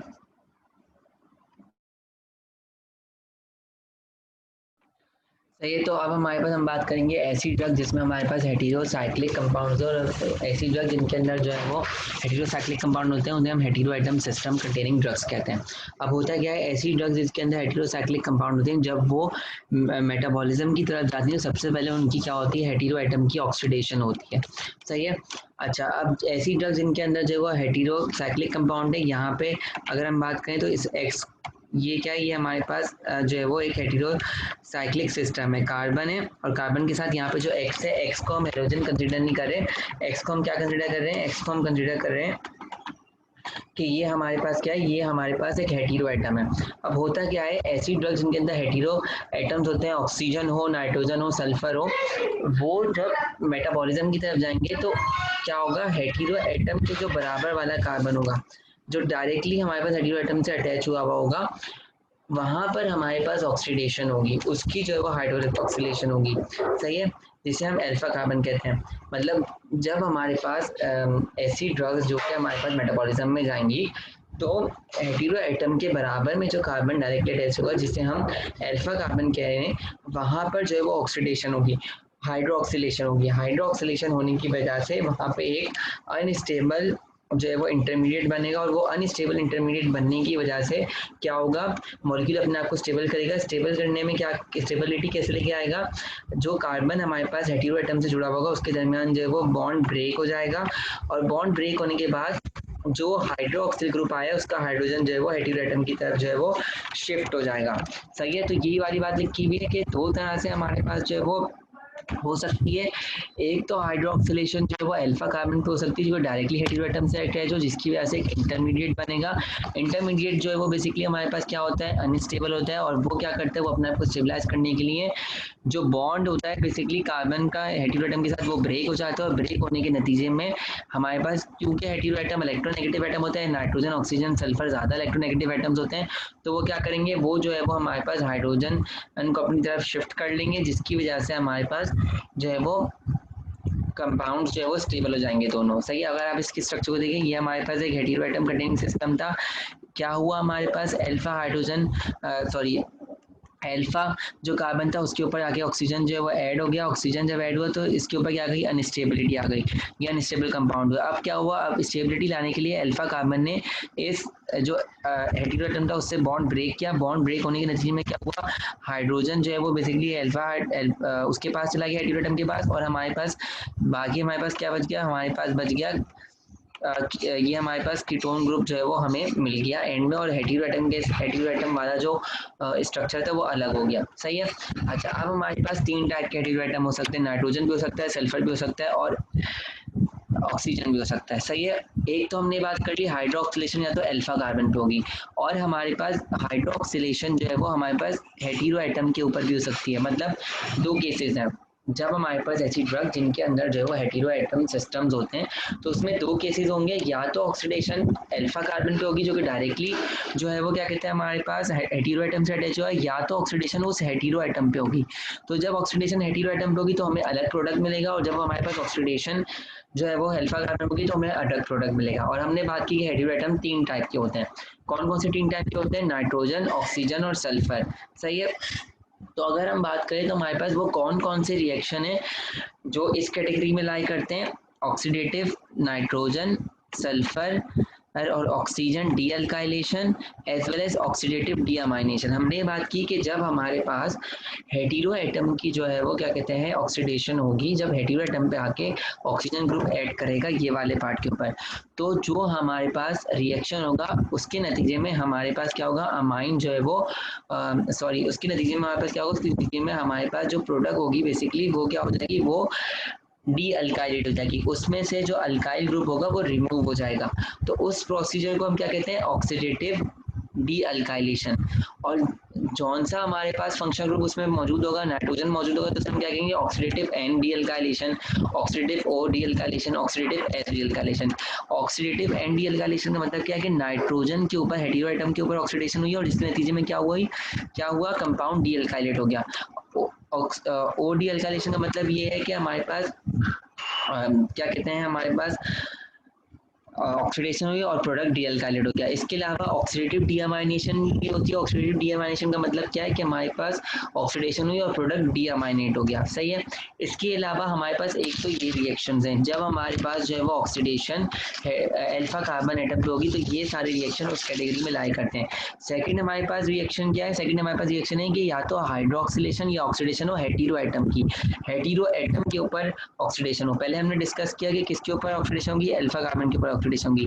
जब अल्फा कार्बन के ऊपर ऑक्सीडेशन होगी तो हमारे पास प्रोडक्ट में हमें क्या मिलेगा, हम अल्काइल मॉइटी मिलेगा, अल्काइल ग्रुप अलग हो जाएगा और अमाइन ग्रुप अलग हो जाएगा, तो उसके नतीजे में हमें ये चीज़ें मिलेंगी। सही है, लेकिन जब हमारे पास हेटेरो एटम के ऊपर ऑक्सीडेशन होगी तो हमारे पास उसके नतीजे में क्या क्या मिलेगा, उसके नतीजे में ये होगा कि हमारे पास अगर यहाँ पे नाइट्रोजन मौजूद होगा तो नाइट्रोजन की हाइड्रोक्सिलेशन हो जाएगी, अगर यहाँ पे हाइड्रोक्सिलेशन की बजाय ऑक्सीडेशन होगी तो नाइट्रोजन ऑक्साइड फॉर्म हो जाएगा, अगर यहाँ पे सल्फर की ऑक्सीडेशन होगी तो सल्फर ऑक्साइड फॉर्म हो जाएगा, अगर यहाँ पे सल्फर की ऑक्सीडेशन होगी तो वो फर्दर ऑक्सीडेशन होगी तो वो सल्फोन फॉर्म कर लेगा। तो ये वाली बात की है कि जब कोई भी ऐसी ड्रग जब वो जिसके अंदर हेटेरो एटम का सिस्टम मौजूद होगा तो उसके पास दो पॉसिबिलिटी है कि यहाँ या तो जो है वो अल्फा कार्बन पे ऑक्सीडेशन हो, और जब अल्फा कार्बन पे ऑक्सीडेशन होगी तो एक रिएक्टिव अनस्टेबल कंपाउंड बनेगा, और अनस्टेबल कंपाउंड बनने की वजह से प्रोडक्ट उस अनस्टेबिलिटी को सही करने के लिए बॉन्ड को ब्रेक करेगी, हेटेरो एटम और कार्बन के दरमियान बॉन्ड ब्रेक होगा, प्रोडक्ट डी अल्काइलेट हो जाएगी। और कौन कौन से रिएक्शन इस वाली कैटेगरी में आते हैं, ये सारे रिएक्शन इस कैटेगरी में आते हैं। और सेकंड हमारे पास चांस क्या होगा, या तो हेटेरो एटम की ऑक्सीडेशन हो, हेटेरो एटम के ऊपर ऑक्सीडेशन हो, और जिसमें सिर्फ हमारे पास कौन कौन से सिस्टम्स के अंदर ऑक्सीडेशन हो सकती है हेटेरो एटम पे, सिर्फ नाइट्रोजन और सल्फर, ऑक्सीजन के ऊपर फर्दर ऑक्सीडेशन नहीं हो सकती। इसलिए यहाँ पे हमारे पास सिर्फ नाइट्रोजन और सल्फर में लिखा हुआ, यहाँ पे ऑक्सीजन का नहीं लिखा हुआ। ऑक्सीजन के ऊपर कभी भी दोबारा ऑक्सीडेशन नहीं हो सकती, सही है। ऑक्सीजन के बराबर में जो अल्फा कार्बन है वहाँ पे ऑक्सीडेशन होगी, ऑक्सीजन के ऊपर ऑक्सीडेशन नहीं होगी। ऑक्सीजन जो है वो इस वाले रिएक्शन के जरिए ऑक्सीडाइज नहीं होगा, वो इस वाले रिएक्शन के जरिए ऑक्सीडाइज होगा, सही है। अच्छा, अगर हम बात करें तो हमारे पास क्या कहते हैं, जब हमारे पास ऐसे कंपाउंड जिनके अंदर जो है वो कार्बन नाइट्रोजन मौजूद होता है, उनके अंदर दो पॉसिबिलिटी हैं कि उनके ऊपर अल्फा कार्बन पे ऑक्सीडेशन होगी और हेटेरो एटम पे भी ऑक्सीडेशन होगी। ऐसे कंपाउंड जिनके अंदर जो है वो कार्बन सल्फर मौजूद है, उसके अंदर हेटेरो एटम के ऊपर भी ऑक्सीडेशन होगी, और जो अल्फा कार्बन लगा हुआ है उसके ऊपर भी ऑक्सीडेशन होगी, हाइड्रोक्सिलेशन होगी। लेकिन ऐसे कंपाउंड जिनके अंदर कार्बन और ऑक्सीजन मौजूद है उसमें हेटेरो एटम के ऊपर ऑक्सीडेशन नहीं होगी, इसलिए यहाँ पे ऑक्सीजन नहीं लिखा हुआ। क्यों? क्योंकि ऑक्सीजन की आप फर्दर ऑक्सीडेशन क्या करवाएंगे, ऑक्सीजन के अंदर और ऑक्सीजन कैसे ऐड करवाएंगे, सही है। उसमें सिर्फ अल्फा कार्बन वाला रिएक्शन होगा, ये वाला रिएक्शन होगा, नीचे वाले रिएक्शन हेटेरो एटम की ऑक्सीडेशन नहीं होगी। अब क्या होगा, हमारे पास कुछ ऐसे नाइट्रोजन कंटेनिंग कंपाउंड होते हैं जो हमारे पास हाइड्रोक्सिलेट होने के बाद फर्दर जो है वो रिएक्शंस की तरफ जाते हैं, मतलब ये वाला रिएक्शन करने के बाद फर्दर रिएक्शन पे जाके हमारे पास और ज़्यादा कॉम्प्लेक्स मेटाबोलाइट्स बनाते हैं, जिसमें हमारे पास क्या होगा, ऑक्साइम, नाइट्रोन, नाइट्रोसो, इमिनो, मतलब ये कार्बन नाइट्रोजन सिस्टम है। इसने क्या किया, सबसे पहले इसने अपने आप को यहाँ पे हाइड्रोक्सिलेशन हो गई या अल्फा कार्बन पे हाइड्रोक्सिलेशन हो गई, तो जो कंपाउंड बना वो फर्दर जो है वो आगे मेटाबॉलिज्म में जाके और ज़्यादा कॉम्प्लेक्स कंपाउंड बनाएगा। कुछ नाइट्रोजन कंटेनिंग कंपाउंड में ऐसा होता है, हर नाइट्रोजन कंटेनिंग कंपाउंड में ऐसा नहीं होता, सही है। तो ये वाली बात है कि जब कोई भी ड्रग आपके पास ऐसी आएगी जिसमें हेटेरो एटम मौजूद होगा, तो सबसे पहले आप पता लगाएंगे कि हेटेरो एटम कौन सा है, नाइट्रोजन है या सल्फर है या ऑक्सीजन है। अगर नाइट्रोजन मौजूद होगा तो दो पॉसिबिलिटी होगी कि हेटेरो एटम पे भी ऑक्सीडेशन हो सकती है, और जब हेटेरो एटम पे ऑक्सीडेशन हो सकती है तो क्या होगा, एन हाइड्रोक्सिल प्रोडक्ट बनेगा या एन ऑक्साइड की फॉर्मेशन हो जाएगी। और जब हमारे पास अल्फा कार्बन की ऑक्सीडेशन होगी तो क्या हो जाएगी, उसकी ऑक्सीडेटिव एनाल्काइलेशन होगी या ऑक्सीडेटिव डीअमाइनेशन हो सकती है। और अगर कार्बन ऑक्सीजन कंटेनिंग सिस्टम होगा तो कार्बन ऑक्सीजन कंटेनिंग सिस्टम में और हेटेरो एटम की ऑक्सीडेशन नहीं होगी, सिर्फ अल्फा कार्बन की ऑक्सीडेशन होगी, तो वो ओ डी अल्काइलेशन की तरफ जाएगा, डी अमाइनेशन की तरफ नहीं जाएगा, क्योंकि यहाँ पे कोई नाइट्रोजन मौजूद नहीं है, वो सिर्फ ओ डी अल्काइलेशन की तरफ जाएगा। और जो कार्बन सल्फर सिस्टम होंगे उसमें क्या होगा, उसमें हमारे पास सल्फोन और सल्फाइड भी फॉर्म, सल्फोन और सल्फॉक्साइड भी फॉर्म होगा, उसमें हेटेरो एटम की भी जो है वो क्या कहते हैं हमारे पास हाइड्रोक्सिलेशन हो सकती है, और उसमें हमारे पास अल्फा कार्बन की भी हाइड्रोक्सिलेशन हो सकती है। जब अल्फा कार्बन की हाइड्रोक्सिलेशन होगी तो वो एस डी अल्काइलेशन की तरफ जाएगा, और जब हमारे पास हेटेरो एटम की हाइड्रोक्सिलेशन होगी तो वो क्या फॉर्म करेगा, सल्फोक्साइड या सल्फोन फॉर्म कर लेगा। तो इस तरह से आप कैटेगराइज करेंगे पर्टिकुलर ड्रग के पर्टिकुलर फंक्शन ग्रुप के रिएक्शंस को, सही है। अब हम सबसे पहले डिस्कस करें कार्बन नाइट्रोजन के सिस्टम को। ऐसी ड्रग जिनके पास कार्बन नाइट्रोजन के सिस्टम्स होते हैं वो कैसे हमारे पास जो है वो ऑक्सीडेशन करती हैं। सबसे पहले हमारे पास हम बात करें तो हमारे पास हमें पता है कि नाइट्रोजन जो है वो क्या कहते हैं हमारे पास एलिफेटिक फॉर्म में भी अवेलेबल हो सकता है। जो कार्बन और नाइट्रोजन का सिस्टम है वो हमारे पास अब उसमें कौन कौन से कंपाउंड होते हैं, वो आते हैं हमारे पास aliphatic nitrogen containing compound, alicyclic nitrogen containing compound, aromatic amines, heterocyclic nitrogen containing compound, amides.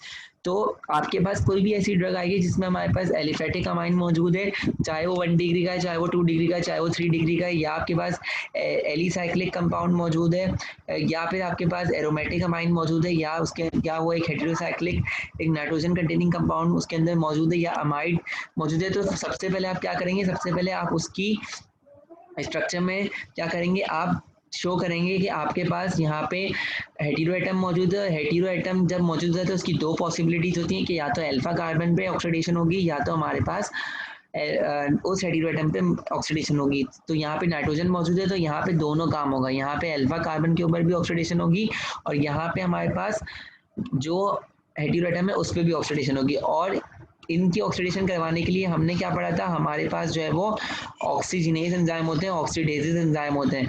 तो कौन कौन से एंजाइम इन्वॉल्व होंगे ऐसे कार्बन नाइट्रोजन कंटेनिंग सिस्टम की ऑक्सीडेशन के लिए, या इन सारे कंपाउंड की ऑक्सीडेशन के लिए?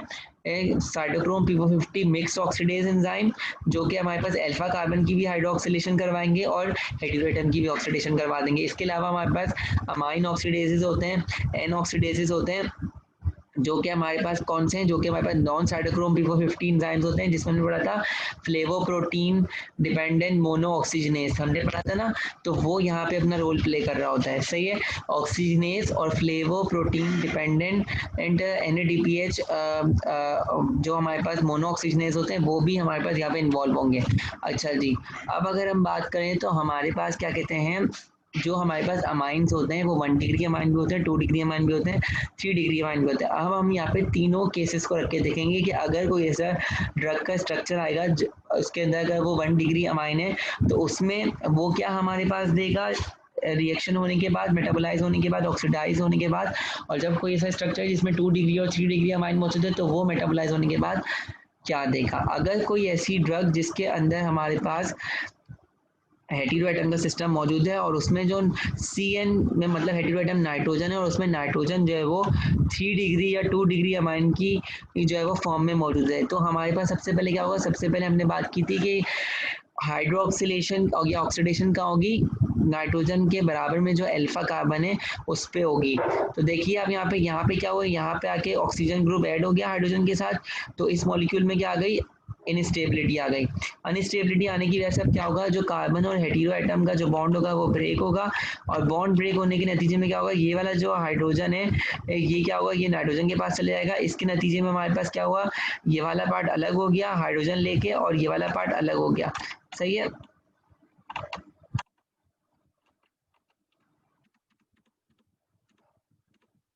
सही है, ये वाला पार्ट हमारे पास अलग हो गया, ये देख रहे हैं आप, नाइट्रोजन ने हाइड्रोजन ले लिया और ये वाला पार्ट अलग हो गया। और अब क्या हो गया, अब हमारे पास नाइट्रोजन के पास 3 कार्बन मौजूद नहीं है, यहाँ पे सिर्फ 2 कार्बन मौजूद है। यहाँ पे 3 कार्बन मौजूद थे तो ये 3 डिग्री अमाइन था, यहाँ पे 2 कार्बन मौजूद थे तो ये क्या है, ये अब 2 डिग्री अमाइन हो गया। यानी कि अगर 3 डिग्री अमाइन इन जो है वो अगर ऑक्सीडेशन में जाएगा तो वो 2 डिग्री अमाइन में कन्वर्ट होगा, और अगर हमारे पास 2 डिग्री अमाइन ऑक्सीडेशन में जाएगा तो वो 1 डिग्री अमाइन में कन्वर्ट हो जाएगा, सही है। ये आपको याद करना होगा कि किस तरह से यहाँ पे ऑक्सीडेशन हो रही है, सही है। यही वाली बात है, 3 डिग्री एलिफेटिक अमाइंस जब मेटाबोलाइज होंगे तो उनके अंदर से उनके अंदर से जो कार्बन होगा वो हट जाएगा। जब कार्बन वहाँ से हटेगा और वहाँ पे क्या मौजूद है, नाइट्रोजन मौजूद है, नाइट्रोजन से कार्बन हट रहा है, तो इसे हम क्या कह रहे हैं, एन डी अल्काइलेशन। ये देख रहे हैं आप, कार्बन यहाँ से हट गया और ये प्रोडक्ट क्या हो गई, एन डी अल्काइलेट हो गई। बिल्कुल इसी तरह से हमारे पास अगर हमारे पास 1 डिग्री अमाइन मौजूद है, अगर हम 1 डिग्री अमाइन की ऑक्सीडेशन करवा रहे हैं, हमने तो ये बात की 3 डिग्री और 2 डिग्री अमाइन 2 डिग्री और 1 डिग्री में कन्वर्ट हो जाते हैं। 3 वाला जब ऑक्सीडाइज होगा तो वो 2 डिग्री में कन्वर्ट होगा, और 2 वाला जब ऑक्सीडाइज होगा तो 1 डिग्री में कन्वर्ट होगा, सही है। यानी कि और साथ साथ प्रोडक्ट डी अल्काइलेट भी होगी, उसमें से अल्काइल ग्रुप रिमूव हट जाएगा, जैसे ही अल्काइल ग्रुप यहाँ से हट गया। क्योंकि इस तरह से अगर हमारे पास 1 डिग्री अमाइन मौजूद है तो 1 डिग्री अमाइन में क्या है, सिर्फ एक ही कार्बन मौजूद है, जो नाइट्रोजन के साथ जो डायरेक्टली कार्बन अटैच होगा उसकी क्या होगी, उसकी जो है वो बेसिकली हमारे पास क्या हो जाएगी, उसकी जो है वो हमारे पास ऑक्सीडेशन होगी। ऑक्सीडेशन होने में यहाँ पे ऑक्सीजन ऐड हो गया, ऑक्सीजन ऐड होने के बाद क्या हुआ, ये अनस्टेबल कंपाउंड फॉर्म कर लिया। अनस्टेबल कंपाउंड फॉर्म करने की वजह से क्या हुआ, यहाँ पर अब हमारे पास जो है वो क्या कहते हैं, ये हाइड्रोजन जो है किसके पास चला गया, ये हाइड्रोजन जो है वो नाइट्रोजन के पास चला गया, कार्बन का बॉन्ड नाइट्रोजन से ब्रेक हो गया, NH2 था NH3 बना लिया। प्रोडक्ट क्या हो गई, प्रोडक्ट हमारे पास जो है वो हमारे पास डी अमाइनेट हो गई, यहाँ से अमोनिया निकलिया, इसलिए हम इस रिएक्शन को क्या कह रहे हैं, डी अमाइनेशन, सही है। और यहाँ पे क्या हो, यहाँ पे कार्बोनाइल ग्रुप में निकला है तो इसे हम क्या कह रहे हैं, एन डी अल्काइलेशन भी कह सकते हैं। यानी कि हमारे पास 1 डिग्री अमाइन जब हमारे पास जो है वो ऑक्सीडाइज होगा तो वो अमोनिया देगा, और अमोनिया देने की वजह से उस रिएक्शन को क्या कहते हैं, एन डी, इसे हम कहते हैं ऑक्सीडेटिव डी अमाइनेशन। की ऑक्सीडेशन होने के बाद अमोनिया हमें मिला तो ऑक्सीडेटिव डी अमाइनेशन, और यहाँ के साथ साथ हमारे पास अल्काइल ग्रुप में निकला जिसे हम कहते हैं एन डी अल्काइलेशन। और इसके साथ साथ यहाँ पे हेटेरो एटम के ऊपर भी जो है वो ऑक्सीडेशन हो सकती है, जिसे हम क्या कहेंगे, एन ऑक्सीडेशन। यानी कि जो 3 डिग्री अमाइंस होंगे या 2 डिग्री अमाइंस होंगे, जब वो हमारे पास ऑक्सीडाइज होंगे तो वो एन डी अल्काइलेशन करेंगे, और अब 2 डिग्री 1 डिग्री में कन्वर्ट हो जाएंगे, और जब 1 डिग्री वाले अल्काइल अमाइंस होंगे तो वो क्या करेंगे, एलिफेटिक अमाइंस होंगे तो वो कौन कौन से रिएक्शन देंगे, वो हमारे पास ऑक्सीडेटिव डीअमाइनेशन देंगे, अमोनिया रिलीज हो जाएगी, एन डी अल्काइलेशन देंगे और एन ऑक्सीडेशन देंगे। और एरोमेटिक अमाइंस जो है वो हमारे पास दोनों रिएक्शन की तरफ जा सकते हैं, उनमें ऑक्सीडेटिव डीअमाइनेशन नहीं होती, उनमें सिर्फ डी अल्काइलेशन और ऑक्सीडेशन होती है। तो ये वाली बात हमने यहाँ पे डिस्कस कर ली किस तरह से क्या हो रहा है। सही है, अब हम आगे फर्दर मूव करते हैं। अच्छा जी, फॉर सपोज हमारे पास क्या कहते हैं, ये हमारे पास स्ट्रक्चर है। सही है, उन्होंने हमारे पास यहाँ पे स्ट्रक्चर दे दिया। अब सबसे पहले अगर आप देखें तो यहाँ पे कार्बन और नाइट्रोजन का जो है वो हेटेरो एटम का सिस्टम है। अब नाइट्रोजन के बराबर वाला जो कार्बन है वो कौन सा है, अल्फा कार्बन। तो ऑक्सीडेशन का होगी, यहाँ होगी, यहाँ पे आके क्या होगा, ऑक्सीजन ग्रुप ऐड हो जाएगा। सही है, और यहाँ पे कौन सा एंजाइम इन्वॉल्व होगा, मिक्स ऑक्सीडेज एंजाइम इन्वॉल्व होंगे और अमाइनो ऑक्सीडेज फ्लेवोप्रोटीन वाले एंजाइम इन्वॉल्व होंगे। अब देखिए यहाँ पे कार्बन के ऊपर जो हाइड्रोजन अल्फा कार्बन था उस पर ऑक्सीजन आके अटैच हो गया, और जब जैसे ही ऑक्सीजन आके अटैच हुआ तो ये एक अनस्टेबल कंपाउंड बन गया। अब क्या होगा, अब बॉन्ड बिटवीन द कार्बन और नाइट्रोजन अलग हो जाएगा, जिसकी वजह से ये हाइड्रोजन जो है वो नाइट्रोजन के पास मूव करेगा। सही है, और ये वाली जो प्रोडक्ट होगी ये जो है वो अलग हो जाएगी। सही है, अब जब ये वाली प्रोडक्ट अलग हो जाएगी तो देखें यहाँ पे हाइड्रोजन जो है वो नाइट्रोजन के पास चला गया। सही है, ये अलग हो गया, और ये वाला जो कार्बोनाइल ग्रुप था ये अलग हो गया। तो प्रोडक्ट क्या हो गई, प्रोडक्ट हो गई डी अल्काइलेट। प्रोडक्ट जो है वो अल्काइल ग्रुप यहाँ से रिमूव हो गया, और यहाँ पे प्रोडक्ट जो है वो डी अमाइनेट भी हो गई, यहाँ से अमाइन ग्रुप यहाँ से निकल गया। सही है, अच्छा जी, अब यहाँ पे देखें, यहाँ पे हमारे पास क्या दी हुई है, यहाँ पे हमारे पास ये दी हुई है कि अब हम ये कैसे पता लगाएंगे कि हमारे पास प्रोडक्ट डी अमाइनेट हो रही है, डी अल्काइलेट हो रही है। ये डिपेंड करता है कि नाइट्रोजन अन्य के बराबर में जो कार्बन लगा हुआ है कौन से कार्बन पे जो है वो ऑक्सीडेशन हो रही है। अब जैसे ये हमारे पास क्या है, ये एक हेटेरो एटम सिस्टम है। सही है, यहाँ पे क्या है, कार्बन और नाइट्रोजन मौजूद है। अब देखिए, अब ये नाइट्रोजन जो है वो इसके दोनों साइड पे कार्बन मौजूद है। अगर हमारे पास जो है वो लेफ्ट वाले कार्बन के ऊपर जो है वो ऑक्सीडेशन होती है, ये वाले कार्बन के ऊपर ऑक्सीडेशन होती है। देखें, अब ये वाले लेफ्ट वाले कार्बन के ऊपर ऑक्सीडेशन हो रही है तो क्या हो रहा है, ओ जो है वो यहाँ के अटैच हो रहा है, यही वाला काम होगा, कार्बन और नाइट्रोजन के दरमियान बॉन्ड ब्रेक होगा। तो ये वाला जो हाइड्रोजन है बेसिकली किसके पास चले जाएगा, नाइट्रोजन के पास चले जाएगा। नाइट्रोजन के पास जाने के बाद ये क्या बना लेगा, NH2CH3 बना लेगा। नाइट्रोजन NH2CH3 बना लेगा, इससे क्या बना लिया, इसने एक प्राइमरी अमाइन बना लिया। तो प्रोडक्ट क्या हो गई, डी अमाइनेट हो गई। प्रोडक्ट ने क्या करा, अपने आप को डी अमाइनेट कर लिया।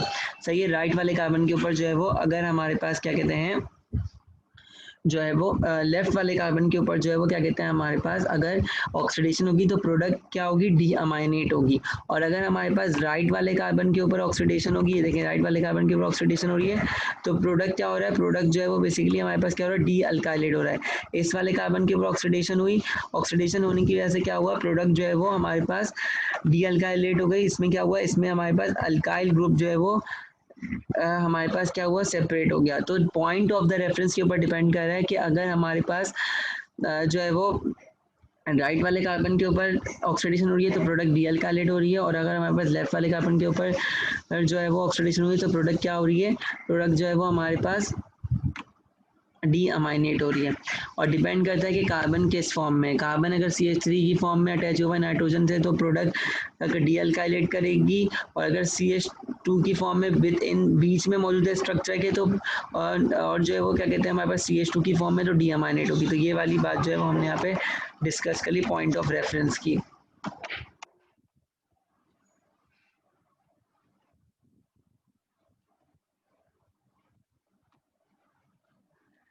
अच्छा जी, अब अगर हम आगे डिस्कस करने जाएँ तो हमारे पास क्या है, हमारे पास ये है कि यहाँ पे एक जनरल रूल इन्होंने दे दिया। जनरल रूल इन्होंने क्या दिया कि हमारे पास ऑक्सीडेशन वहाँ होगी जहाँ पे हमारे पास लेस स्टेरिक हिंड्रेंस जो है वो हो रही होगी।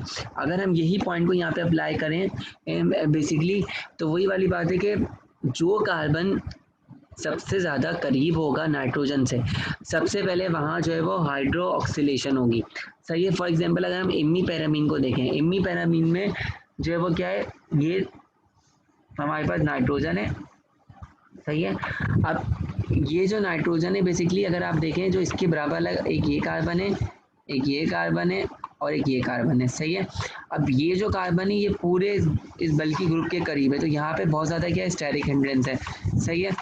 अब अगर आप इस वाले कार्बन को देखें तो ये वाला कार्बन भी नाइट्रोजन के करीब है और ये वाला कार्बन भी नाइट्रोजन के करीब है, लेकिन ये जो ये वाला कार्बन है ये इसके थोड़ा सा जो है वो करीब है, तो इसकी स्टेरिक हिंड्रेंस जो है वो थोड़ी ज़्यादा होगी as compare to this one carbon. और ये वाला कार्बन देखें तो कितना दूर है। तो हम ये डिस्कस करें कि सबसे पहले जो हाइड्रो ऑक्सीलेशन होगी वो हमारे पास उस अल्फा कार्बन पे होगी जिस पे हमारे पास सबसे कम स्टेरिक हिंड्रेंस होगी, मतलब जिस पे कोई और अदर ग्रुप इन्फ्लुएंस नहीं कर रहा होगा, स्टेरिक हिंड्रेंस जिसकी सबसे कम होगी। अगर आप यहाँ पे देखिए सबसे ज़्यादा स्टेरिक हिंड्रेंस किसकी कम है, इसकी कम है, तो ऑक्सीडेशन भी क्या होगी, ऑक्सीडेशन भी यहीं पर ही होगी, सही है। तो अगर हम बात करें तो हमारे पास क्या कहते हैं, यहाँ पे क्या होगा, ये CH3 है, CH3 में यहाँ पे क्या होगा, यहाँ पे क्या बन जाएगा, यहाँ पे बन जाएगा CH2OH, सही है। ये हो जाएगा हमारे पास CH2OH होने की वजह से क्या होगा हमारे पास, ये हाइड्रोजन फिर किसके पास जाएगा, नाइट्रोजन के पास चले जाएगा, और ये CH2O जो है वो अलग हो जाएगा, और ये ड्रग क्या बन जाएगी, ये ड्रग जो है वो बेसिकली हमारे पास ऑक्सीडाइज हो जाएगी, सही है। ये देख रहे हैं हमारे पास नाइट्रोजन के पास हाइड्रोजन आ गया, सही है। और चूंकि यहाँ पे CH3 था तो प्रोडक्ट क्या हो गई, प्रोडक्ट हो गई डी अल्काइलेट, यहाँ पे अल्काइल ग्रुप रिमूव हुआ, क्या रिमूव हो गया, CH2 double bond O remove हो गया, और जो O के पास है वो किसके पास चला गया, नाइट्रोजन के पास चला गया, और नाइट्रोजन के पास जाने के बाद प्रोडक्ट क्या हो गया, डी अल्काइलेट होगी, जिसमें CH2O निकल गया। यानी कि सिर्फ ये रूल बता रहे हैं कि हमारे पास वो कार्बन जो नाइट्रोजन के साथ अटैच हुआ है, जो सबसे कम स्टेरिक हिंड्रेंस को जो है वो क्या कहते हैं हमारे पास फेवर करेगा, वो सबसे पहले हाइड्रोक्सिलेट होगा, जैसे ये टर्मिनल का कार्बन था। और जितने ज़्यादा सब्स्टिट्यूएंट ऐड होते जाएंगे कार्बन के ऊपर, मतलब जैसे यहाँ पे अगर हमारे पास CH2 होता, CH3 होता, उतनी वो स्लोली जो है वो हाइड्रोक्सिलेट होगा, सही है। ये वाली बात हमने कर ली। अच्छा, अगर हमारे पास, अगर इसके साथ साथ हमारे पास कोई ऐसा ग्रुप जिसके अंदर जो है वो क्या कहते हैं अल्फा हाइड्रोजन मौजूद होगा, जैसे एलाइलिक, बेंजाइलिक, क्वाटर्नरी कार्बन, वो भी जो है वो क्या कहते हैं हमारे पास रिमूव हो सकता है इस प्रोसीजर के ज़रिए, जो है वो क्या कहते हैं हमारे पास रिमूव हो सकता है। लेकिन कोई ऐसे जो है वो क्या कहते हैं हमारे पास रिमूव हो सकते हैं, लेकिन हमारे पास particularly allyl, benzyl, quaternary carbon उनके जो अल्फा, जिनके अंदर कोई अल्फा हाइड्रोजन नहीं होता, वो रिमूव नहीं हो सकते, सही है। यानी कि अगर यहाँ पे हमारे पास कोई ऐसा फंक्शनल ग्रुप टर्मिनल पे लग जाएगा जिसमें हमारे पास जो है वो अल्फा हाइड्रोजन ग्रुप मौजूद होगा, तो वो भी यहाँ से रिमूव हो सकता है। लेकिन अगर कोई ऐसा ग्रुप लगे जिसमें अल्फा हाइड्रोजन मौजूद नहीं है तो वो भी रिमूव नहीं होगा, वो रिमूव नहीं होगा। और जितने सब्स्टिट्यूएंट हम नाइट्रोजन के ऊपर प्लेस कर जाएंगे, जितने नाइट्रोजन को हम दूर करते जाएंगे, वैसे वैसे स्टेरिक हिंड्रेंस बढ़ती जाएगी, और वैसे वैसे हमारे पास हाइड्रोक्सिलेशन स्लोली प्रोसीड करेगी, उतनी देर से होगी, सही है। और जितने ज़्यादा सब्स्टिट्यूएंट और जितने बड़े सब्स्टिट्यूएंट हम ऐड कर जाएंगे, वैसे वैसे वो स्लोली प्रोसीड करेगा। जैसे यहाँ पे क्या था मिथाइल, अगर मैं यहाँ पे इथाइल कर दूँ तो यहाँ पे क्या आ जाएगा, CH2 जो है वो आ जाएगा। तो ये इसकी जो हमारे पास ऑक्सीडेशन होगी वो as compare to the methyl वाली ग्रुप के कम होगी, और जितने स्मॉलर अल्काइल ग्रुप होंगे वो रैपिडली रिमूव होंगे, और जितनी ज़्यादा ब्रांचिंग होगी वो उतनी स्लोली रिमूव होगी। यानी कि यहाँ पे हमने ये बात की, यहाँ पे हमने कुछ रूल्स देखे। हमने क्या रूल्स देखे, वो अल्फा कार्बन जो नाइट्रोजन के साथ या किसी भी हेटेरो एटम के साथ ड्रग में अटैच हुआ है, जो सबसे ज़्यादा सबसे कम स्टेरिक हिंड्रेंस फेवर करेगा, वो सबसे पहले हाइड्रोक्सिलेट होगा। और अगर जितने ज़्यादा हम सब्स्टिट्यूएंट ऐड करते जाएंगे उतनी हाइड्रोक्सिलेशन देर से होगी, देर तक होती रहेगी, ये देर से होगी बेसिकली। और अगर कोई ऐसा ग्रुप जिसके अंदर अल्फा हाइड्रोजन मौजूद है वो भी रिमूव हो सकता है, लेकिन अगर कोई ऐसा ग्रुप जिसमें अल्फा हाइड्रोजन मौजूद नहीं है वो रिमूव नहीं होगा।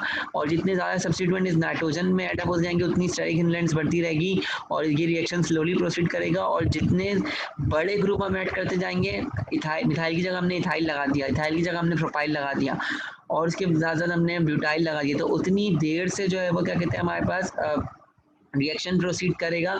लेकिन जो स्मॉलर अल्काइल ग्रुप होते हैं वो इजीली रिमूव हो जाते हैं, लेकिन अगर उनकी ब्रांचिंग करते जाएंगे तो उतना रिएक्शन जो है वो स्लोली प्रोसीड करेगा। तो हमने यहाँ पे सिर्फ कार्बन नाइट्रोजन के बारे में डिस्कस कर लिया कि ऐसी हेटेरो एटम कंटेनिंग ड्रग जिसमें कार्बन नाइट्रोजन मौजूद होगा, उसमें नाइट्रोजन के ऊपर भी जो है वो ऑक्सीडेशन होगी, और उसमें हमारे पास क्या कहते हैं अल्फा कार्बन जो नाइट्रोजन से लगा हुआ है उसके ऊपर भी ऑक्सीडेशन होगी। जब अल्फा कार्बन के ऊपर जो नाइट्रोजन के ऊपर जो अल्फा कार्बन लगा हुआ है उस पर जब ऑक्सीडेशन होगी तो एक अनस्टेबल कंपाउंड फॉर्म होगा। अनस्टेबल कंपाउंड फॉर्म होने की वजह से कार्बन और हेटेरो एटम के दरमियान बॉन्ड ब्रेक होगा और प्रोडक्ट डी अल्काइलेट या डी अमाइनेट हो जाएगी। डिपेंड करेगा कि हमारे पास क्या कहते हैं जो कार्बन है जो ऑक्सीडेशन है वो किस कार्बन पे होगी, नाइट्रोजन के राइट कार्बन पे होगी, नाइट्रोजन के लेफ्ट कार्बन पे होगी। अगर लेफ्ट वाले कार्बन पे होगी, टर्मिनल कार्बन पे होगी, तो प्रोडक्ट जो है वो डी अल्काइलेट करेगा। और अगर हमारे पास बीच वाले कार्बन की होगी, विद इन द स्ट्रक्चर बीच वाले कार्बन पे होगी, तो प्रोडक्ट क्या करेगा, डी अमाइनेट करेगा। और दोनों चीज़ों में जो ऑक्सीजन के पास जो हाइड्रोजन होगा वो नाइट्रोजन के पास मूव करेगा और बॉन्ड बिटवीन द हेटेरोएटम और कार्बन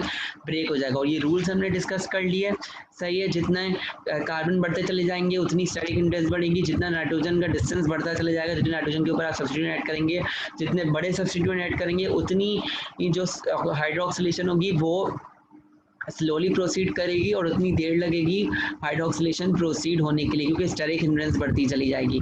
और वो कार्बन जितना दूर होगा हमारे पास दूसरे सब्स्टिट्यूएंट से, उसके अंदर स्टेरिक हिंड्रेंस सबसे कम होगी और वो जल्दी से हाइड्रोक्सिलेट हो जाएगा। सही है, ये वाली बात हमने यहाँ पे कर ली।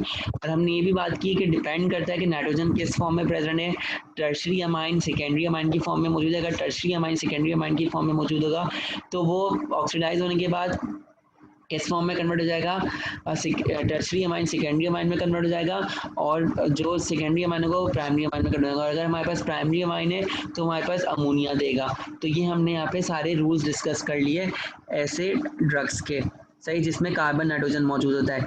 और जो ड्रग जिसके अंदर कार्बन नाइट्रोजन मौजूद होता है वो हमारे पास एन डी अल्काइलेशन भी कर सकती है, एन हाइड्रोक्सिलेशन भी कर सकती है, और एन ऑक्साइड फॉर्मेशन भी कर सकती है। एन डी अल्काइलेशन और एन डी अमाइनेशन कब होगी, जब अल्फा कार्बन के ऊपर ऑक्सीडेशन होगी।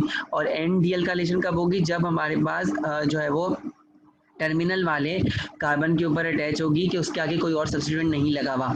और एन डीअमाइनेशन कब होगी, ऑक्सीडेटिव डीअमाइनेशन कब होगी, कि जब हमारे पास जो है वो कार्बन सेंटर में मौजूद होगा। वो कार्बन जो है वो जो अल्फा कार्बन जो नाइट्रोजन से जो है वो दूसरी साइड पे किसी और कार्बन से अटैच होगा, तो उस वक्त जब उसकी हाइड्रोक्सिलेशन होगी तो वो हमारे पास क्या बन जाएगा, वो ऑक्सीडेटिव डीअमाइनेशन की तरफ जाएगा। और जब नाइट्रोजन एटम की सेल्फ हाइड्रोक्सिलेशन होगी तो वो एन ऑक्साइड बनाएगा। तो ये हमने सारे यहाँ पे डिस्कस कर लिए। क्या कहते हैं, कार्बन नाइट्रोजन के रिएक्शन होगी। कोई भी ऐसी ड्रग अगर इसमें कार्बन नाइट्रोजन का सिस्टम मौजूद है तो हम किस तरह से उसकी मेटाबॉलिज्म को प्रेडिक्ट करेंगे।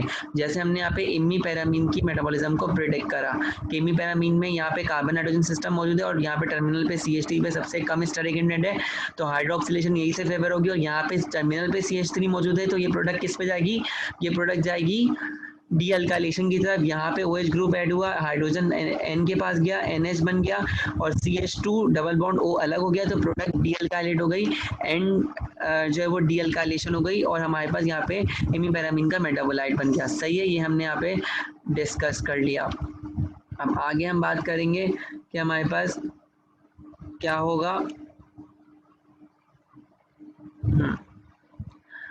आगे हम जो अब रिएक्शंस की बात करेंगे वो ऐसे कार्बन एटम्स ऐसे हमारे पास सिस्टम जिसमें कार्बन और ऑक्सीजन जो है वो as an oxygen as an heteroatom मौजूद है। और हमने ये बात की कि जब किसी भी ड्रग के अंदर कार्बन के साथ oxygen as an heteroatom के ऊपर प्रेजेंट होगा तो वहाँ पर सिर्फ अल्फा कार्बन के ऊपर ऑक्सीडेशन होगी, हाइड्रोजन के ऊपर ऑक्सीजन के ऊपर ऑक्सीडेशन नहीं होगी। जैसे कि हमारे पास ये स्ट्रक्चर दिया हुआ है, ये हमारे पास एक स्ट्रक्चर है, इसमें carbon oxygen as an heteroatom मौजूद है। अब हमारे पास ऑक्सीजन के ऊपर जो है वो ऑक्सीडेशन नहीं होगी, ऑक्सीजन के बराबर में जो कार्बन एटम है वहाँ पे ऑक्सीडेशन होगी, ये अल्फा कार्बन है, इसके ऊपर ऑक्सीडेशन होगी। ऑक्सीडेशन होने के बाद क्या होगा, यहाँ पे OH ग्रुप ऐड होगा और OH ग्रुप कैसे अनस्टेबल हो जाएगा, ये H वापस से O के पास जाएगा और प्रोडक्ट जो है वो क्या हो जाएगी, एंड में हमारे पास क्या मिलेगा, हमारे पास जो है वो अल्कोहल मिलेगा और यहाँ पे ही हमारे पास प्रोडक्ट क्या हो जाएगी, प्रोडक्ट डी अल्काइलेट हो जाएगी। सही है, ये वाली बात है। सही है, यहाँ पे क्या होगा, यहाँ पे हमारे पास जो है वो कोई भी ड्रग जिसमें हमारे पास जो है वो ईथर मौजूद है, ROR, सही है, ईथर मौजूद है।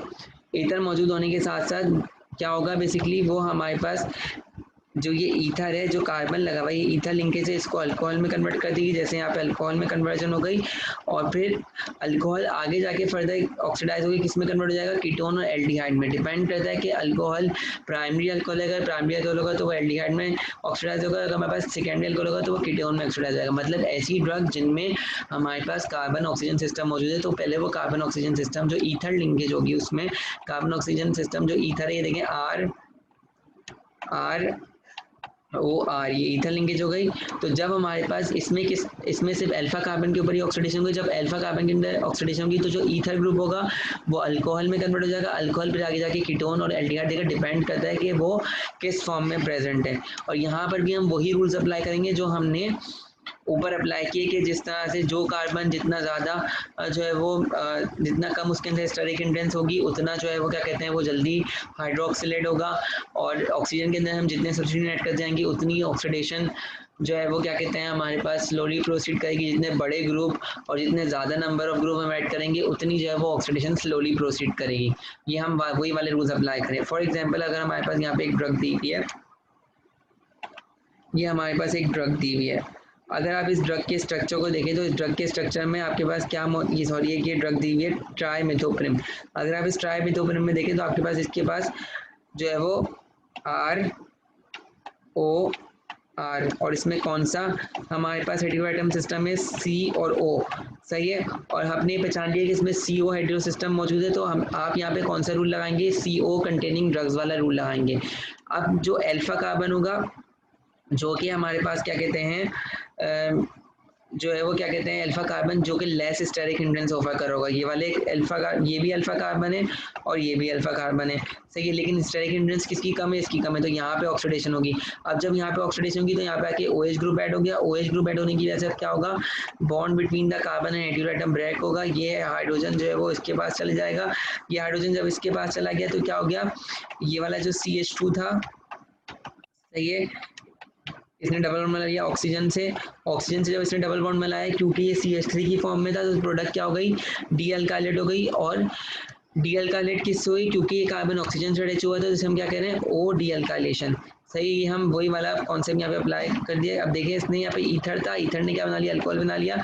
अब ये अल्कोहल आगे जाके क्या बना लेगा, प्राइमरी अल्कोहल है ये, तो ये क्या बना लेगा, ये एल्डिहाइड बना लेगा यूँ करके, सही है। तो ये हमारे पास यहाँ पे हमने कार्बन ऑक्सीजन सिस्टम को डिस्कस कर लिया। यहाँ पे सिर्फ अल्फा कार्बन के ऊपर जो है वो ऑक्सीडेशन होगी, यहाँ पे हमारे पास जो है वो हेटेरो एटम के ऊपर ऑक्सीडेशन नहीं होगी। और यहाँ पे जब अल्फा कार्बन के ऊपर ऑक्सीडेशन होगी तो जो ईथर होगा वो अल्कोहल में कन्वर्ट होगा, अल्कोहल पे आगे जाके कीटोन देगा, डिपेंड करेगा कि अल्कोहल सेकेंडरी अल्कोहल बन रहा है, कीटोन देगा, अगर प्राइमरी अल्कोहल होगा तो वो एल्डिहाइड देगा, ये हमारे पास डिपेंड करता है। और यहाँ पर भी हमारे पास O डी अल्काइलेशन होगी और हमारे पास सिर्फ O डी अल्काइलेशन होगी, यहाँ पे ऑक्साइड फॉर्मेशन डी अमाइनेशन नहीं हो सकती, यहाँ पे सिर्फ O डी अल्काइलेशन होती है, सही है। अब हम आगे प्रोसीड मूव करते हैं। अब ऐसे सिस्टम जिनके अंदर जो है वो क्या कहते हैं हमारे पास क्या मौजूद है, सल्फर मौजूद है। अब सल्फर के पास सल्फर वाले सिस्टम मौजूद हैं। सल्फर के अगर हम डिस्कस करें तो सल्फर में हमारे पास क्या मौजूद है, कार्बन सल्फर मौजूद है। फॉर एग्जाम्पल, सही है, तो यहाँ पे भी हमारे पास हम वही रूल अप्लाई करेंगे।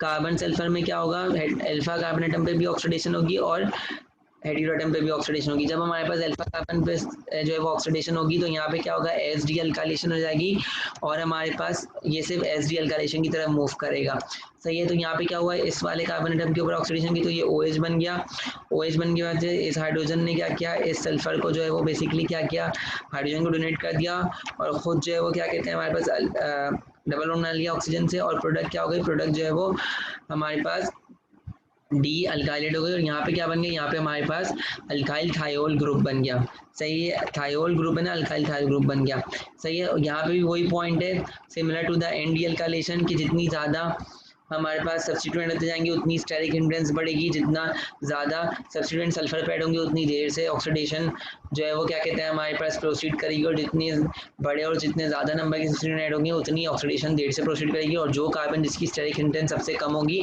वो सबसे पहले हाइड्रोक्सिलेट होगा, सही है। अब अगर हमारे पास डायरेक्टली जो है वो क्या कहते हैं सल्फर एटम के ऊपर जो है वो क्या कहते हैं ऑक्सीडेशन हो रही है, अगर हमारे पास कोई ऐसी ड्रग आ गई जिसके अंदर जो है वो कार्बन जो है वो डायरेक्टली जो है वो सल्फर बॉन्ड से सल्फर से डबल बॉन्ड से अटैच है, यानी कि साइनाइड फॉर्म में थायोसाइनाइड फॉर्म में बेसिकली थायोल फॉर्म में जो है वो हमारे पास यहाँ पे अटैच है, सही है। तो इस फॉर्म में क्या होगा, इसमें डायरेक्टली हेटेरो एटम के ऊपर क्या होगा ऑक्सीडेशन होगी। जब डायरेक्टली हेटेरो एटम के अंदर ऑक्सीडेशन होगी तो ये जो सल्फर होगा हमारे पास ये ऑक्सीजन को रिप्लेस कर देगा, क्योंकि सल्फर और ऑक्सीजन एक दूसरे के आइसोस्टर होते हैं। तो इसमें क्या होगा, जब हमारे पास डायरेक्टली हेटेरो एटम के ऊपर ऑक्सीडेशन होगी तो दो चांसेस हो सकते हैं, या तो वो हेटेरो एटम डबल बॉन्ड के साथ कार्बन से अटैच हो, या तो वो हेटेरो एटम जो है वो बीच के अंदर अटैच हो। अगर सल्फर जो है वो कार्बन के साथ डबल बॉन्ड के साथ अटैच है तो जब हमारे पास ऑक्सीडेशन होगी तो सल्फर हट के ऑक्सीजन हट जाएगा। तो जब सल्फर हट गया तो हम रिएक्शन को क्या कहेंगे, डीसल्फरेशन। और जब हमारे पास सल्फर बिटवीन द मॉलिक्यूल मौजूद होगा, सही है, दो कार्बन के दरमियान मौजूद होगा, तो उस पर क्या होगा, उस पर जाके ऑक्सीजन डायरेक्टली डबल बॉन्ड बना के ऑक्सीजन ऐड हो जाएगा। तो क्योंकि सल्फर के ऊपर ऑक्सीजन ऐड हम क्या कहें, एस ऑक्सीडेशन। तो सबसे पहले वो क्या बनाएगा, सबसे पहले अगर एक ऑक्सीजन का मॉलिक्यूल ऐड होगा तो हम सल्फोक्साइड कहेंगे, अगर दो ऑक्सीजन के मॉलिक्यूल ऐड हो जाएंगे तो हम क्या कहेंगे, सल्फोन कहेंगे। यानी कि सल्फर जो है वो हमारे पास 3 रिएक्शन में जा सकता है। अगर अल्फा कार्बन के ऊपर ऑक्सीडेशन होगी तो एस डी अल्काइलेशन होगी। अगर सल्फर डबल बॉन्ड के साथ कार्बन के साथ अटैच है और अगर उस पर ऑक्सीडेशन हो गई सल्फर के ऊपर तो सल्फर हट के ऑक्सीजन लग जाएगा, जिसे हम डीसल्फरेशन कहते हैं। और अगर सल्फर बिटवीन द 2 कार्बन मौजूद है तो उस पर ऑक्सीजन ऐड होता जाएगा। अगर एक ऑक्सीजन के मॉलिक्यूल डबल बॉन्ड से ऐड होंगे तो हम सल्फोक्साइड कहेंगे। अगर 2 मॉलिक्यूल्स ऐड होंगे तो हमारे पास क्या कहेगा, सल्फोन बना लेगा। तो ये हमारे पास जो है वो हमारे पास क्या कहते हैं, हमने सल्फर की जो है वो कैरेक्टरिस्टिक को डिस्कस कर लिया। फॉर एग्जांपल यहाँ पे हमारे पास एक ड्रग दी हुई है जिसमें हमारे पास क्या मौजूद है, सल्फर मौजूद है। अगर आप देखें सल्फर यहाँ पे क्या है, सल्फर जो है वो क्या कहते हैं हमारे पास अल्फा कार्बन के साथ अटैच है। तो यहाँ पर भी क्या होगा, यहाँ पे भी अल्फा कार्बन की जो है वो ऑक्सीडेशन होगी। यहाँ पे क्या हो गया, CH2OH हो गया और ये ऑक्सीजन जो है ये हाइड्रोजन जो है वो सल्फर के पास चला गया। सल्फर ने क्या बन गया, SH बन गया, अल्काइल थायोल बन गया और CH2OH अलग हो गया। तो यहाँ पे क्या होगी, एस डी अल्काइलेशन। तो ये हमने बात कर ली, यहाँ तक हमने आके जो है वो ये सब चीज़ें डिस्कस कर ली। बाकी हमारे पास रिडक्शन और जो है वो क्या कहते हैं हाइड्रोलिसिस के रिएक्शन का, फिर हम कॉन्जुगेशन को डिस्कस करेंगे और फिर हम वाइंड अप करेंगे अपने पूरे चैप्टर को, ड्रग मेटाबॉलिज्म को। एक दफ़ा हम फिर रिपीट कर लें, ऑक्सीडेशन में हमने एरोमेटिक मॉइटी को डिस्कस किया। जब ऐसी ड्रग जिसमें एरोमेटिक मॉइटीज होंगी तो उसमें क्या होगा, उसमें जो आर सब्सटीट्यूएंट होगा उसकी जो पैरा पे पोजीशन होगी उसकी सब्सटीट्यूशन होगी, वो पहले एरिन ऑक्साइड बनाएगा। एरिन ऑक्साइड अनस्टेबल होता है तो वो एरिनियोल बना देगा, सही है। सेकेंड हमने पढ़ा ओलिफेनिक स्ट्रक्चर की कोई भी ड्रग जिसमें ओलिफिन जो है वो क्या कहते हैं हमारे पास फंक्शन ग्रुप मौजूद होगा, तो सबसे पहले ओलिफिन में जो कार्बन का डबल बॉन्ड होगा वहीं पर ये हमारे पास ऑक्सीडेशन होगी और वो एपॉक्साइड फॉर्म कर लेगा, सही है। फिर हमने बात की एलाइलिक कार्बन की, एक कार्बन है जो कि दूसरे कार्बन से डबल बॉन्ड से अटैच है और वो दूसरा कार्बन तीसरे कार्बन से सिंगल बॉन्ड से अटैच है, जिसे हम एलाइलिक कार्बन कहते हैं, सही है।